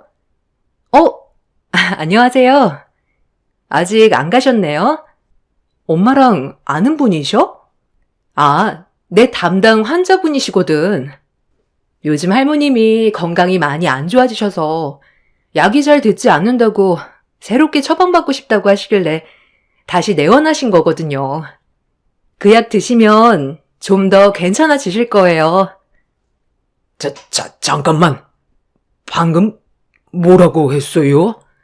이 사람한테 엄마라고 했어요? 아니, 그럼 설마 윤 선생님이 당신 딸이라는 거야? 그럼 윤 선생님이 내 딸이라는 거라고? 무슨 말 하는 건지 모르겠네. 내 딸은 원래부터 아빠라는 존재가 없었어. 30년 전에 뱃속에 있던 내 딸과 나를 버렸잖아. 나는 아직까지도 양수가 터졌던 그날을 잊지 못해. 저 마귀 같은 인간이 나한테 얼음물을 퍼붓고 있을 때 비명 지르며 고통스러워하고 있는데 그런 모습을 보면서 당신은 내 언녀 손을 잡았잖아. 그때 시간을 더 지체했다면 내 딸은 세상 밖으로 나오지도 못하고 떠날 뻔했었다고. 그런데 어디서 지금 내 딸이라는 말을 함부로 입에 담는 거야? 소연아, 환자분들 기다리시겠다. 얼른 들어가봐. 그럼 내가 몇 년간 소녀한테 약을 받아 먹었던 거였어? 어쩐지 어디서 많이 본 것 같은 얼굴이던데 내 아들과 닮아서 그렇게 보였던 거구나. 전시모의 눈빛이 갑자기 변하더니 눈물을 흘리면서 제 딸의 손 좀 잡아보겠다며 그동안 그리웠다고 쇼를 하고 있었습니다. 좀 전까지만 해도 제 딸이 어떻게 살고 있는지 물어본 적도 없으면서 제 딸이 단 명찰과 의사 가운을 보자마자 태도가 180도 바뀌어 버렸어요. 그런데 제 딸은 그런 전시모와 전 남편의 태도를 상당히 불쾌하게 생각하고 있었습니다. 제가 그동안 어떻게 살아왔는지 제 딸이 전부 들어왔기 때문에 좋은 감정은 없었고 그날 이후 전시모의 진료를 거부하기로 결정을 내렸습니다. 전 남편과 전시모는 제 딸이 지어주는 약을 받아야 한다고 했지만 다른 병원 가보라면서 더 이상의 진료를 받지 않겠다며 확고한 태도를 보였습니다. 제 딸의 단호한 모습에 전 남편과 전시모는 거품을 물며 아비규환되었고 살려달라며 울부짖었지만 제 딸은 조금의 감정도 흔들림 없이 등을 보였습니다. 전시모와 남편은 그제야 자신들이 저지른 과거에 대해 저에게 용서를 구했지만 이미 30년 이상이나 지나버린 과거의 아픈 기억을 용서받기에는 시간이 너무 많이 지나왔었고 그동안 힘들게 살아왔던 저와 제 딸이 용서의 한마디로 해결될 수 있는 문제가 아니었습니다. 30년 만에 그 인간들을 다시 만나게 될 줄 꿈에도 몰랐지만 상황이 180도 바뀌게 되자 무릎까지 꿇고 살려달라고 비는 게 참 한심했습니다. 과거에 그런 행동을 하지 않고 좋은 관계를 만들어 나갔다면 지금 같은 상황은 오지 않았을 텐데 본인들의 미련한 행동으로 인해 과거를 후회하는 모습이 참 덧없어 보였어요. 제 딸은 그날 이후 전시모의 진료를 거부했고 전 남편은 제 딸의 병원에 하루가 멀다 하고 찾아와 용서를 구하고 있습니다. 하지만 그 모습조차 저는 거짓으로 보였어요. 제 딸을 벗겨먹으려는 것 같은 느낌이 강하게 들었거든요. 아니나 다를까 얼마 전엔 딸에게 와서 빚 8천만 원만 갚아주면 다시는 찾아오지 않겠다며 뻔뻔하게 돈을 요구했다고 하더군요. 딸은 당황하지 않고 그 자리에서 바로 경찰을 불렀다고 하더라고요. 어쩜 인간이 세월이 지나도 그렇게 뻔뻔할 수 있는지 지금은 그냥 무시하고 지내고 있지만 갑자기 마주치게 된 그 인간들이 집요하게 달라붙으려 하고 있어요. 아마 제 딸이 의사라는 이유 때문에 많은 걸 도움받으려고 계속 접근을 시도하는 거겠죠. 희귀병을 앓고 있는 전시모가 과거의 자신의 악행을 평생 후회하면서 살았으면 좋겠습니다. 지긋지긋한 악연 또다시 반복되지 않았으면 좋겠어요. 제 딸의 인생까지 망치게 하고 싶지 않아 단호하게 행동할 생각입니다. 모든 분들 건강 유의하시길 바랍니다. 감사합니다. 안녕하세요. 저는 평창에 살고 있는 46살 여자입니다. 이번에 저는 시댁과의 관계를 완전히 끊게 되었는데요. 정말 너무 황당하고 어떻게 사람이 그럴 수 있을지 화가 머리끝까지 올라와서 뒤도 안 돌아보고 시댁에서 나왔습니다. 다른 날도 아닌 명절날 밥 한 끼 하러 온 엄마를 대한 시모의 행동은 결코 용서받지 못할 것 같네요. 남편과 결혼한 지는 올해로 16년이 되었습니다. 그리고 그 기간 동안 저희 부부는 땀 흘리며 정말 열심히 살아왔었죠. 둘 다 없이 시작을 했던 터라 쉬지 않고 앞만 보며 달려왔던 것 같아요. 그리고 그 사이 딸 하나 낳아서 엄마의 도움을 받아 맞벌이 하는데 어려움 없이 지속해 올 수 있었습니다.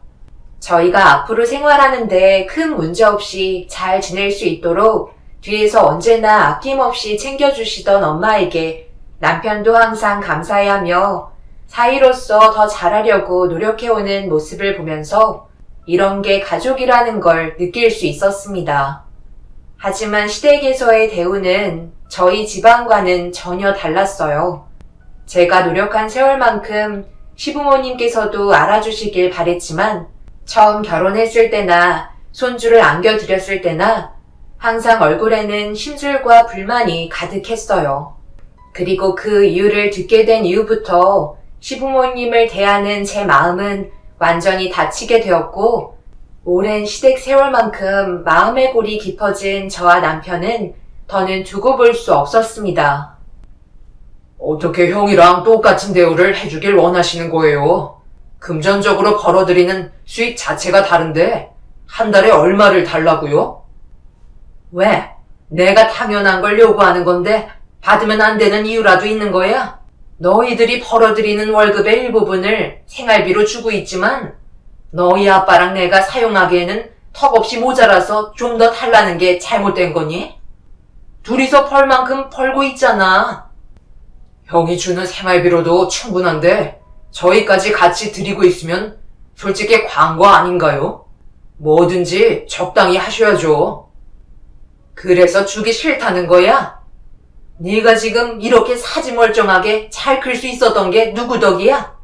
감사한 줄 알면 그만한 대우를 해달라는 건데 적당히 하라고.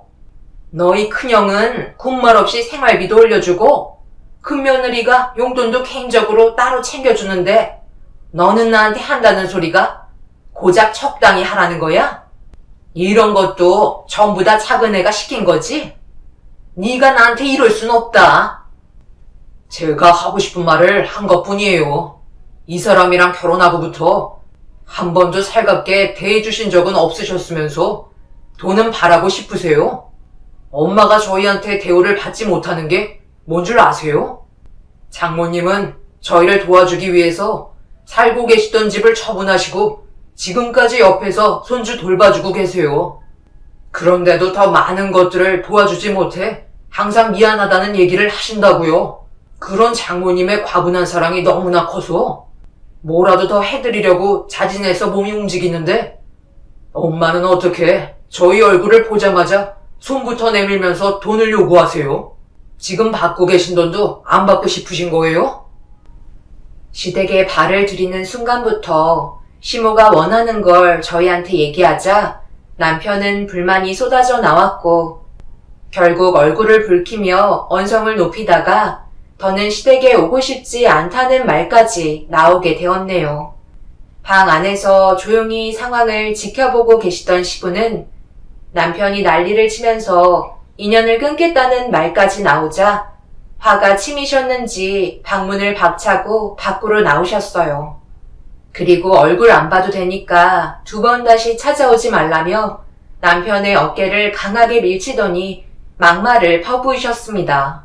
그리곤 고개를 돌려 저를 바라보시면서 며느리 하나 잘못 들어와서 부모 자식 간의 인연까지 끊게 만든 여우 같은 여자라고 평생 마음에 상처로 남을 말을 서슴없이 뱉으셨네요.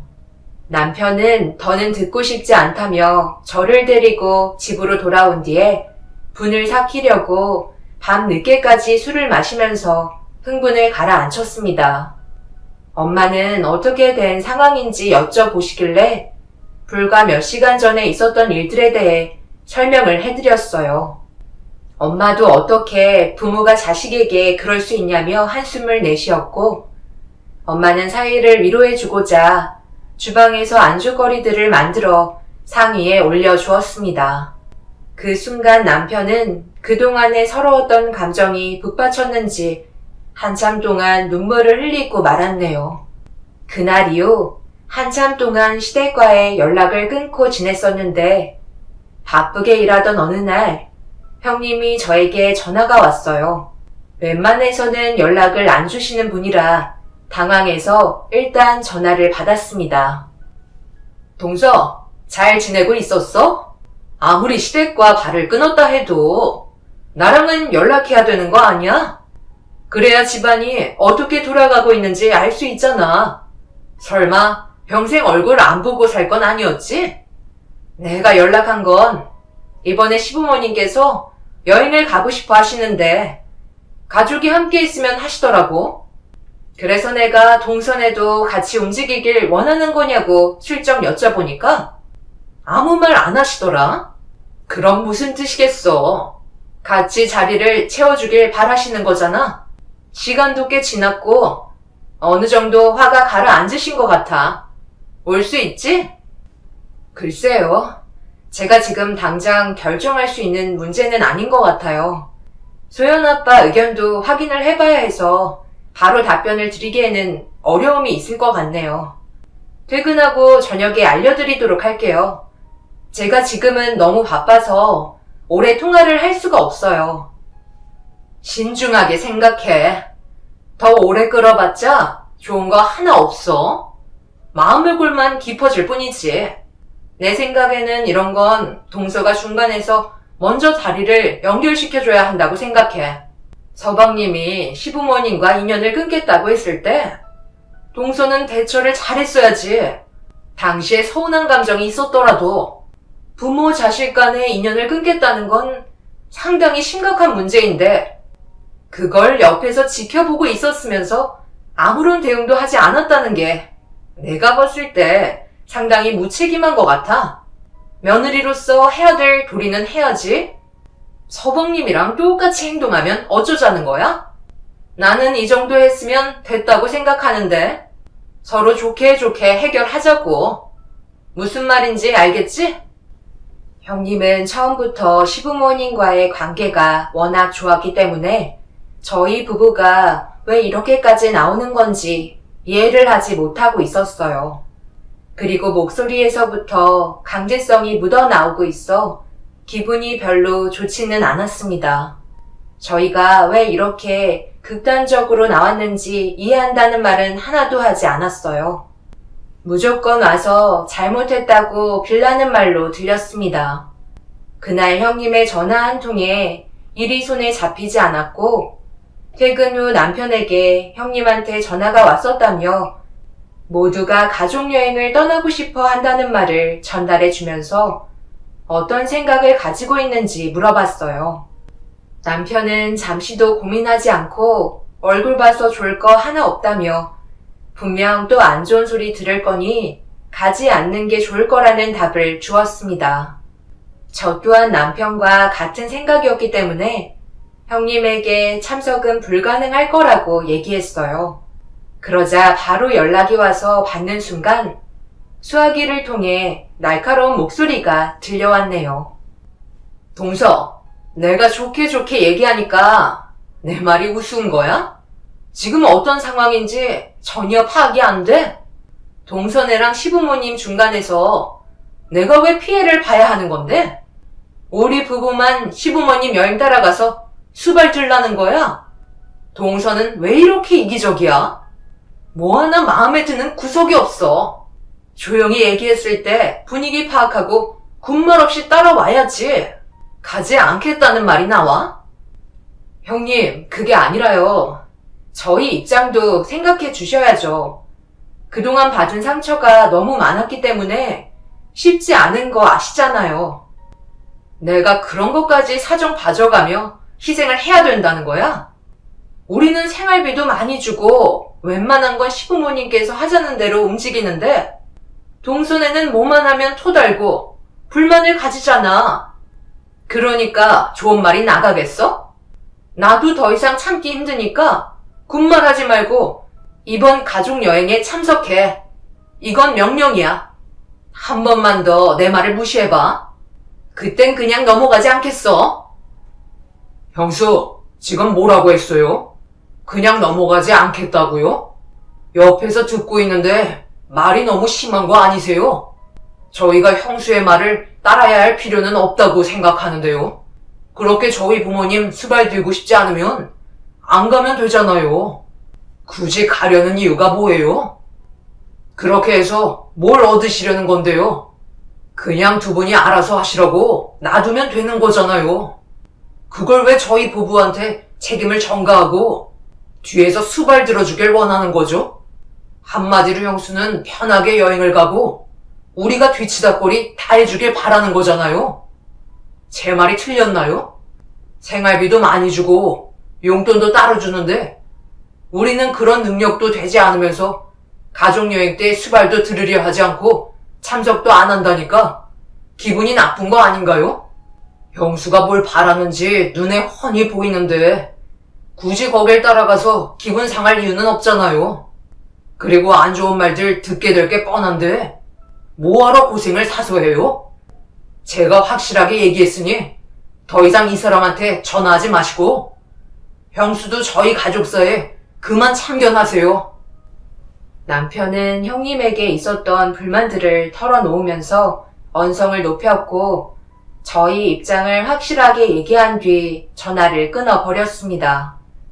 그 이후로 연락이 오지는 않았지만 뭔가 기분이 찝찝했어요. 저희가 뭘 그렇게 잘못했는지 이해를 할 수 없었어요.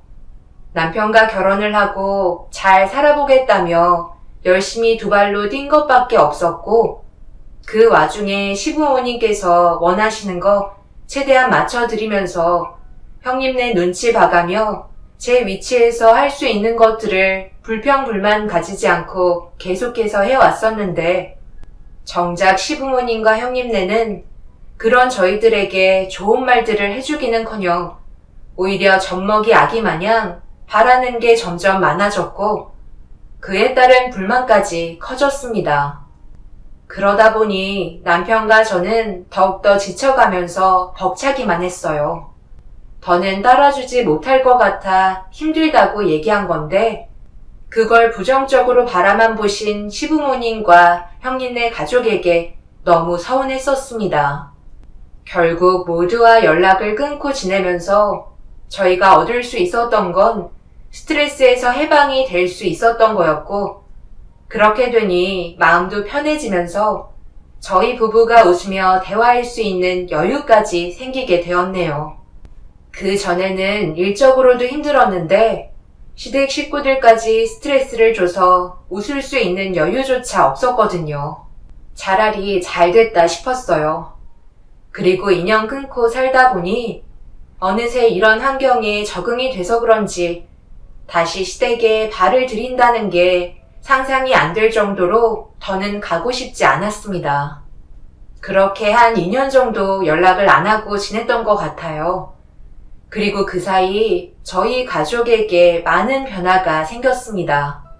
엄마의 건강 상태가 많이 안 좋아지셔서 누군가의 도움이 필요했어요.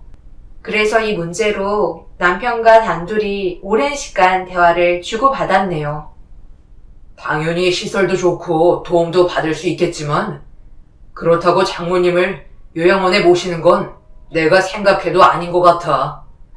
그동안 우리한테 얼마나 많은 도움을 주셨는데 건강 좀 안 좋아지셨다고 요양원에 모신다는 게 말이 된다고 생각해? 나도 엄마를 요양원에서 생활하시게 하고 싶지 않아. 내 마음도 편하지 않을 거고 걱정도 많이 될 텐데 굳이 돈 써가면서 엄마를 모신다고 우리가 아무렇지 않게 살아갈 수는 없잖아. 그래서 이런 얘기를 엄마한테 했었는데 무조건 들어가신대. 절대 고집을 꺾지 않으셔. 우리한테 피해주는 걸 원하지 않으신 것 같아. 내 말은 아예 들을 생각을 안 하시는데 당신이 잘 좀 설득해봐. 차라리 당신이 일을 좀 쉬는 게 어떻겠소? 우리도 이제 나 혼자 벌어도 우리가 좀 먹고 살 만큼 경제적인 능력도 되는데 굳이 당신까지 일하면서 돈을 벌기에는 좀 미련한 행동 같아서. 앞으로는 소연이도 당신 손이 자주 필요할 테고 장모님 또한 도움이 필요한데 이제 집안일에 좀 더 신경 쓰는 게 좋을 것 같네. 그래야 모두가 안정적으로 울타리 안에 있지 않을까? 남편은 저희 엄마가 요양원에 들어가시는 걸 원하지 않았어요. 저도 마찬가지였지만 엄마의 고집을 꺾는다는 게 쉽지는 않았습니다. 그래서 남편이 장모님을 설득시키기 위해 조용히 대화를 진행했고 결국 저희가 원하는 대로 집에서 함께 지낼 수 있었네요. 그리고 저는 회사의 사정을 얘기한 뒤 일을 쉬게 되었고 그날 이후 일 때문에 제대로 하지 못했던 집안일에 손을 댔고 저희는 주어진 환경에 맞게 잘 헤쳐나가고 있었어요. 그런데 갑자기 연락이 없었던 시모에게 전화가 왔습니다. 잘 지내고 있었니? 너는 그동안 셰미가 어떻게 살고 있는지 궁금하지도 않았어? 내가 꼭 먼저 연락을 해야 받는 거야? 네, 어머님, 잘 지내셨어요? 무슨 일 때문에 연락 주신 거예요? 소연 아빠는 지금 일 나갔어요. 그냥 너희들이 어떻게 지내는지 궁금해서 연락해봤다. 사람 인연 끊는 게 그렇게 쉬운 것도 아닌데 정말 평생 동안 얼굴 안 볼 생각한 건 아니지? 시간 좀 지나고 생각해보니 그동안 내가 너한테 너무 모질게만 한 것 같아 미안하다. 그래서 이번 명절에 얼굴 좀 봤으면 좋겠는데 시간 되면 와줄 수 있겠니? 통화로 대화하는 것보다 얼굴 보면서 대화하는 게 좋지 않겠어? 내가 너한테 진심으로 사과하고 싶어서 다가가는 거니? 시간이 꽤 지난 만큼 다시 관계 회복을 했으면 좋겠구나. 시모는 저희 부부에게 했던 행동들에 대해 미안하게 생각하신다며 잘못을 인정하고 계셨어요. 그리고 명절날 얼굴 보며 대화하길 원하셨습니다. 시모의 마음속을 알지 못하고 있던 터라 섣불리 시댁에 들리겠다는 말을 바로 해드리지 못했어요. 남편과 충분히 상의 후 연락드리겠다고 얘기한 뒤 전화를 끊었고 퇴근 후 남편과 저녁 식사를 끝내고 시모와 전화통화를 했었던 내용에 대해 설명하며 어떻게 할 건지 의견을 물어보았습니다. 남편은 시모가 갑자기 전화를 한 이후부터 수상하게 생각하고 있었어요. 워낙 자존심이 강하신 분이라 먼저 손을 내밀지 않으실 거라며 분명 이유가 있을 거라는 남편의 생각을 꺼내놓았고 저 또한 불안한 마음을 떨쳐낼 수가 없었네요. 그런데 남편이 갑자기 자리에서 일어나더니 서랍에서 무언가를 꺼내서 저에게 보여주었어요. 그리고 엄청난 사실 한 가지를 알게 됐고 남편은 부모님께 들어야 할 말이 있어서 일단 가봐야 할 것 같다고 혼자서 고민하고 있던 걸 털어놓았네요. 저도 남편이 말한 얘기를 듣고 입을 다물지 못할 정도로 놀란 상태라 그 말이 사실인지 확인은 해보고 싶었어요. 그래서 시모에게 다시 연락을 했습니다. 제가 전화하자마자 곧바로 받으셨고 저희 엄마가 건강이 좋지 않아 같이 움직여야 할 것 같다고 말씀드리자 크게 신경 쓰지 않는다는 듯 흔쾌히 허락해 주셨습니다. 평소대로라면 시모는 절대 안 된다는 말부터 나오셨을 텐데 그날은 제 부탁을 들어주셨고 저희는 그렇게 명절날 시댁에 발을 들이고 말았네요. 시모는 저희 가족이 도착을 하자마자 급하게 마당으로 나오셔서는 반갑게 맞이해 주셨고 엄마가 쉴 수 있는 방 하나를 내어 주셨습니다. 시모는 저희 엄마의 상태를 살펴보면서 어디가 안 좋냐고 물어보시는 말에 엄마의 건강이 안 좋다는 걸 설명해 드렸어요. 시모는 안 됐다면서 같이 마음 아파해 주셨습니다. 평소와 다른 시모의 모습이 적응이 되지 않아 약간의 거리를 두며 어색해져 있는 분위기를 조금씩 풀어나가고 있는데 형님네가 때마침 시댁에 도착을 하게 되었고 아무렇지도 않은 척 행동을 하셨어요.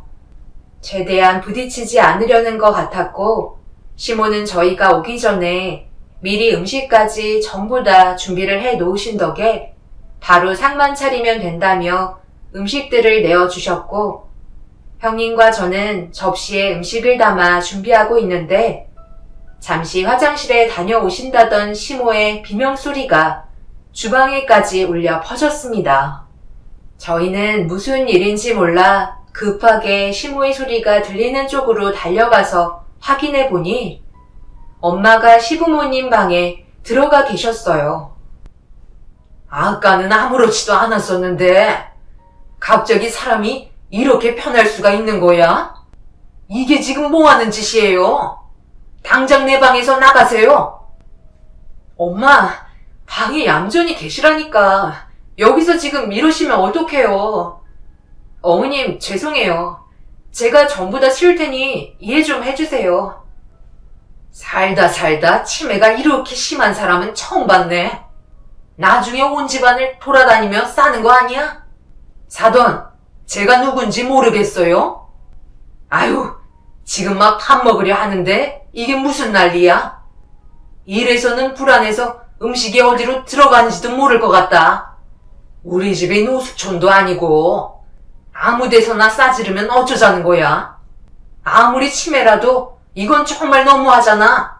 냄새 어쩔 거야? 저희가 치운다고 하잖아요. 그만 좀 하세요. 먼저 식사들 하고 계세요. 저희가 깔끔하게 처리하고 가도록 할게요. 아들, 네가 왜 사돈이 실수한 걸 처리한다는 거야? 이건 작은 애가 처리해야지. 그럼 지금까지 같이 생활하면서 이런 일들을 너도 같이 해왔다는 거야? 상태가 이렇게 심각한데 요양원에 안 보내고 여태까지 모시고 있으면 어떡하니? 엄마보다 그동안 저희에게 잘 해주셨고 많은 것들을 도와주셨어요. 엄마가 참견할 문제는 아니에요. 저희가 알아서 할 테니까 그만 주방에 가 계세요. 오래간만에 모인 만큼 서로 조심해줬으면 좋겠어요. 형이 엄마 좀 주방으로 모셔주면 좋겠는데. 남편의 목소리가 어두워지자 눈치를 살피며 모두가 주방으로 돌아갔어요. 그리고 저희는 평소처럼 엄마가 바닥에 실수하신 걸 닦았고 저는 엄마를 부축해 화장실에서 처리를 해드렸어요. 그리곤 가지고 온 새 옷으로 갈아입혀 드렸네요. 엄마는 피곤하셨는지 누워 계시려 하시길래 침대에 눕혀드리고 조용히 방문을 닫았습니다. 그렇게 모든 처리를 끝낸 뒤 주방에 들어가니 모두가 교자상에 둘러앉아 식사를 하고 계셨어요. 저희도 빈자리에 앉아 아무 말 없이 음식을 먹으려는데 그 사이 시모가 주방에서 나가셨고 형님이 말을 붙여 대화를 주고받고 있는데 저희를 보자고 한 이유를 설명해 주었습니다. 어머님이 갑자기 전화해서 많이 놀랐지? 그동안 연락 한 통 없으시다가 왜 전화를 하셨는지 궁금할 거 아니야. 여러 가지 복합적인 이유가 있지만 제일 중요한 게 아무래도 금전적으로 도움을 좀 받아야 하는 상황이 생겼거든. 네? 저한테는 그런 말씀 하신 적이 없으셨는데요. 그저 관계 회복을 하고 싶다 하셔서 인사드리러 온 것뿐이에요. 생각해봐. 몇 년 만에 전화를 했는데 다짜고짜 돈 좀 달라고 하면 어느 누가 내 지갑을 열어주겠어? 도움을 받고 싶어도 기분이 먼저 상해서 안 도와줄 거 아니야. 그래서 안 좋았던 일도 사과도 할 겸 도움도 겸사겸사 받을 겸 해서 얼굴 보자고 한 거지. 그래서 저희한테 원하시는 게 뭔데요? 형님네가 돈이 많지 저희는 모아놓은 돈이 별로 없어요. 지금 상황도 별로 안 좋아서 저는 일까지 그만둔 상태인데요. 금전적으로는 큰 도움을 드리지 못할 것 같아요. 지금 사는 것도 많이 힘들거든요. 동선의 돈은 필요가 없어. 신용을 원하는 거지. 아버님이랑 우리가 따로 동업을 하기로 했거든? 그래서 이것저것 준비를 하다 보니 생각보다 자금이 많이 모자란 거야. 일단 일은 벌려놓은 상태고 대출도 다 받아서 더 이상 자금을 끌어모을 수가 없으니 하루빨리 해결을 해야 일이 진행이 되고 가게를 오픈할 거 아니야? 그런데 가족 좋다는 게 뭐야? 이렇게 어려운 상황에 도움을 받을 수 있는 게 가족이잖아? 우리 사업에 숟가락 얹게 해줄 테니까 대출 좀 받아줬으면 좋겠는데? 신용으로 끌어모을 수 있는 금액은 최대한 모아줬으면 좋겠어. 그래야 여유롭게 준비를 하지. 계획했던 것보다 평수를 2배나 높게 잡아버리는 바람에 준비 금액도 2배나 들어가게 되었거든. 여기서 동선회가 우리를 도와주지 않는다면 그 피해는 엄청 날 거라고. 급한 불만 먼저 끌 수 있게 서둘러 도와줬으면 좋겠어. 명절 끝나고 바로 준비해 줄 수 있지? 결국 그게 목적이었던 거예요. 사과는 하고 싶지 않은데 돈은 필요하고 그래서 마음에도 없는 말해가면서 저희를 여기에 부른 거였네요. 더 이상 들을 생각도 없습니다. 이런 식의 대화는 원하지 않았기 때문에 먼저 자리에서 일어날게요. 남편은 시댁 식구들의 행동에 많이 실망했는지 곧바로 자리에서 일어났어요. 저도 같이 일어난 뒤 엄마가 있는 방문을 열었는데 좀 전까지만 해도 누워 계셨던 엄마가 자리에 안 계시길래 급하게 남편에게 도움을 요청했고 저희는 집안 곳곳을 살피며 엄마를 찾기 시작했어요. 웬만해서는 한자리에 계시는 분이셔서 마음을 놓고 있었는데 갑작스러운 상황에 당황하고 말았네요. 그런데 집 반대편에서 남편이 소리치는 목소리가 들려와 급하게 달려가서 확인을 하는 순간 경악할 만한 장면을 두 눈으로 목격을 하고 말았습니다. 퇴비 창고에 밥 한 공기와 간장 종지를 올려놓은 작은 독상이 보였고 그 옆에는 시모가 보였습니다. 엄마는 퇴비 창고에 우두커니 서서는 저희를 바라보시더니 그 자리에 앉아 시모가 차려준 형편없는 상차림에 숟가락을 들었고 화가 머리끝까지 치밀어 오른 저는 엄마가 들고 계신 숟가락을 쳐낸 뒤 밖으로 모시고 나왔네요. 지금 이게 뭐 하시는 거예요? 엄마가 지금 장모님이 치매 걸리셨다고 퇴비 창고에 두신 거예요? 그리고 제 눈에 보이는 저 상의에 있는 밥이랑 간장 종지는 뭐예요? 설마 저걸 여기에서 드시게 하려는 건 아니시죠? 엄마 제정신이세요? 그럼 밥 먹으면 또 쌀 텐데 내가 그 꼴을 또 봐야 한다는 거야? 이것저것 많이 먹어봤자 싸는 양만 많을 텐데 뭐하러 고생을 사서 해? 그래서 내가 최소한으로 차려준 거다. 이 정도도 신경 많이 써준 거야. 여기서 실수하는 건 큰 문제 없잖아. 저희 엄마가 환자인 거 뻔히 아시면서 어떻게 그러실 수 있으세요? 분명 전화로도 설명을 해드렸을 텐데요.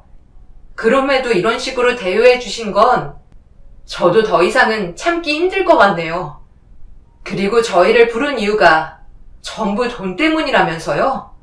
그 사업 망하길 간절히 바랄게요. 여보, 나 이 집에 더 이상 머물러 있고 싶지 않아. 빨리 해결하고 당장 나가자. 남편은 저희 엄마를 부축해 드린 뒤 차에 모셔다 드렸고 그리고 가방에서 물건 하나를 꺼내 들었어요. 시모는 저희가 떠나려 하자 안절부절 못하며 무엇을 잘못했는지 이해할 수 없다는 변명의 말을 늘어놓기 시작했습니다. 남편과 저는 시댁에 다시 들어가 주방으로 향했고 남편은 식사를 하고 있는 교자상을 엎어버린 뒤 낡은 사진첩 하나를 툭 던져 놓았네요. 시부는 버릇없이 무슨 짓이냐며 자리에서 일어나 남편의 멱살을 잡았고, 형님은 바닥에 던진 낡은 사진첩을 펼쳐 보았습니다. 그리고 그 사진을 내려다본 시부의 얼굴빛은 사색이 되었고, 남편의 멱살을 잡고 있던 손을 풀더니 형님이 들고 있던 사진첩을 건네받았어요. 그리고 시부의 손이 떨리기 시작했고, 남편은 시부를 바라보며 사진 속에 담겨있는 상황들을 해명하시라고 소리를 질러댔어요. 그 사이 시모가 주방으로 달려왔고, 시부는 들고 있던 사진첩을 시모를 향해 던졌습니다. 왜 두 분 다 아무 말도 못 하시는 건데요? 설명 좀 해보시죠. 이게 어떻게 된 상황인지 두 분이 제일 잘 아시잖아요. 두 분이서 언제부터였어요? 저희 모두를 언제까지 숨길 수 있을 거라 생각하셨냐고요? 장모님께서 치매가 오신 뒤로 절대 비밀이라고 반복해서 얘기하시면서 사진첩을 가지고 돌아다니시길래 제가 받아서 확인을 해보니 이런 장면들이 있더라고요. 세상 떠나신 장인어른께서 사진 작가인 거 다들 아셨잖아요. 장인 장모님께서 여행하시면서 사진 찍는 걸 좋아하셨는데 그 사진첩에 보관되어 있던 사진들이에요. 누가 봐도 충격적인 장면 아닌가요? 아버지는 형수의 어머님이랑 몰래 손을 잡고 계시고, 엄마는 형수의 아버님이랑 몰래 손을 잡고 계시는 장면은 누가 봐도 불륜 아닌가요? 도대체 언제부터였어요? 이게 다 당신 때문이야. 먼저 시작했기 때문에 나도 똑같이 해준 것 뿐이라고. 당신이 먼저 사부인한테 다가갔잖아. 뭔 소리야?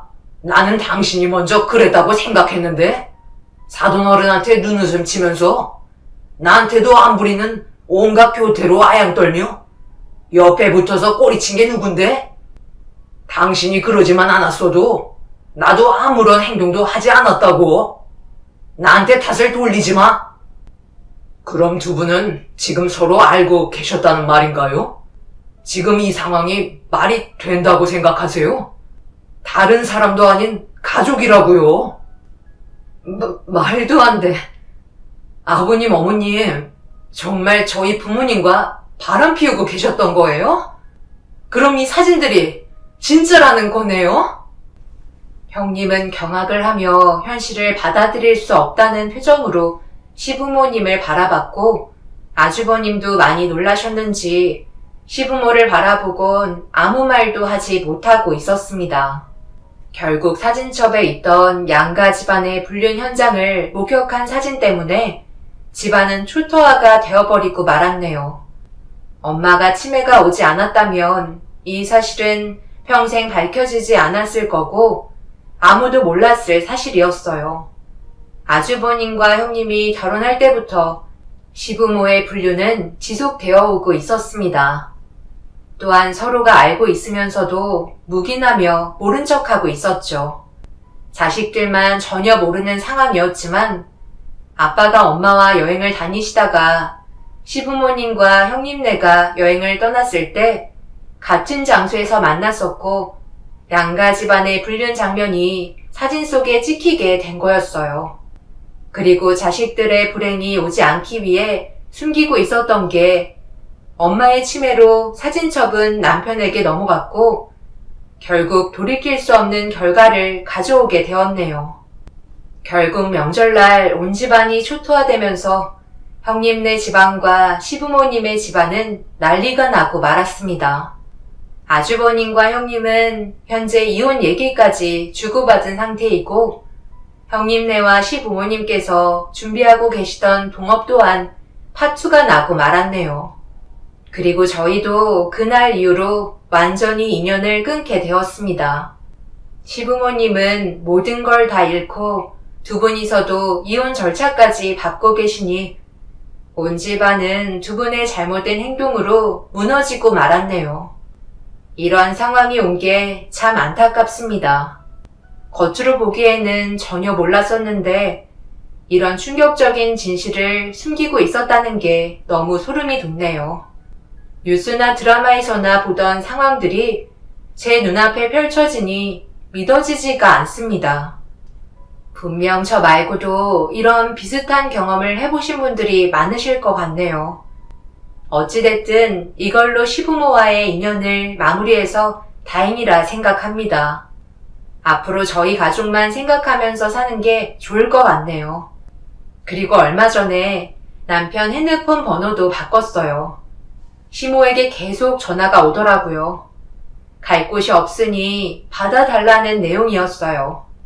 이런 끔찍한 일들을 저지르고 함께 살고 싶은 생각을 가지고 계신다는 게 정말 어이가 없습니다. 절대 받아주지 않을 거고 엮이고 싶지도 않네요. 제 사연 들어주신 분들, 오늘 하루도 힘차게 출발하시길 바라며 언제나 행복이 가득하셨으면 좋겠습니다. 감사합니다.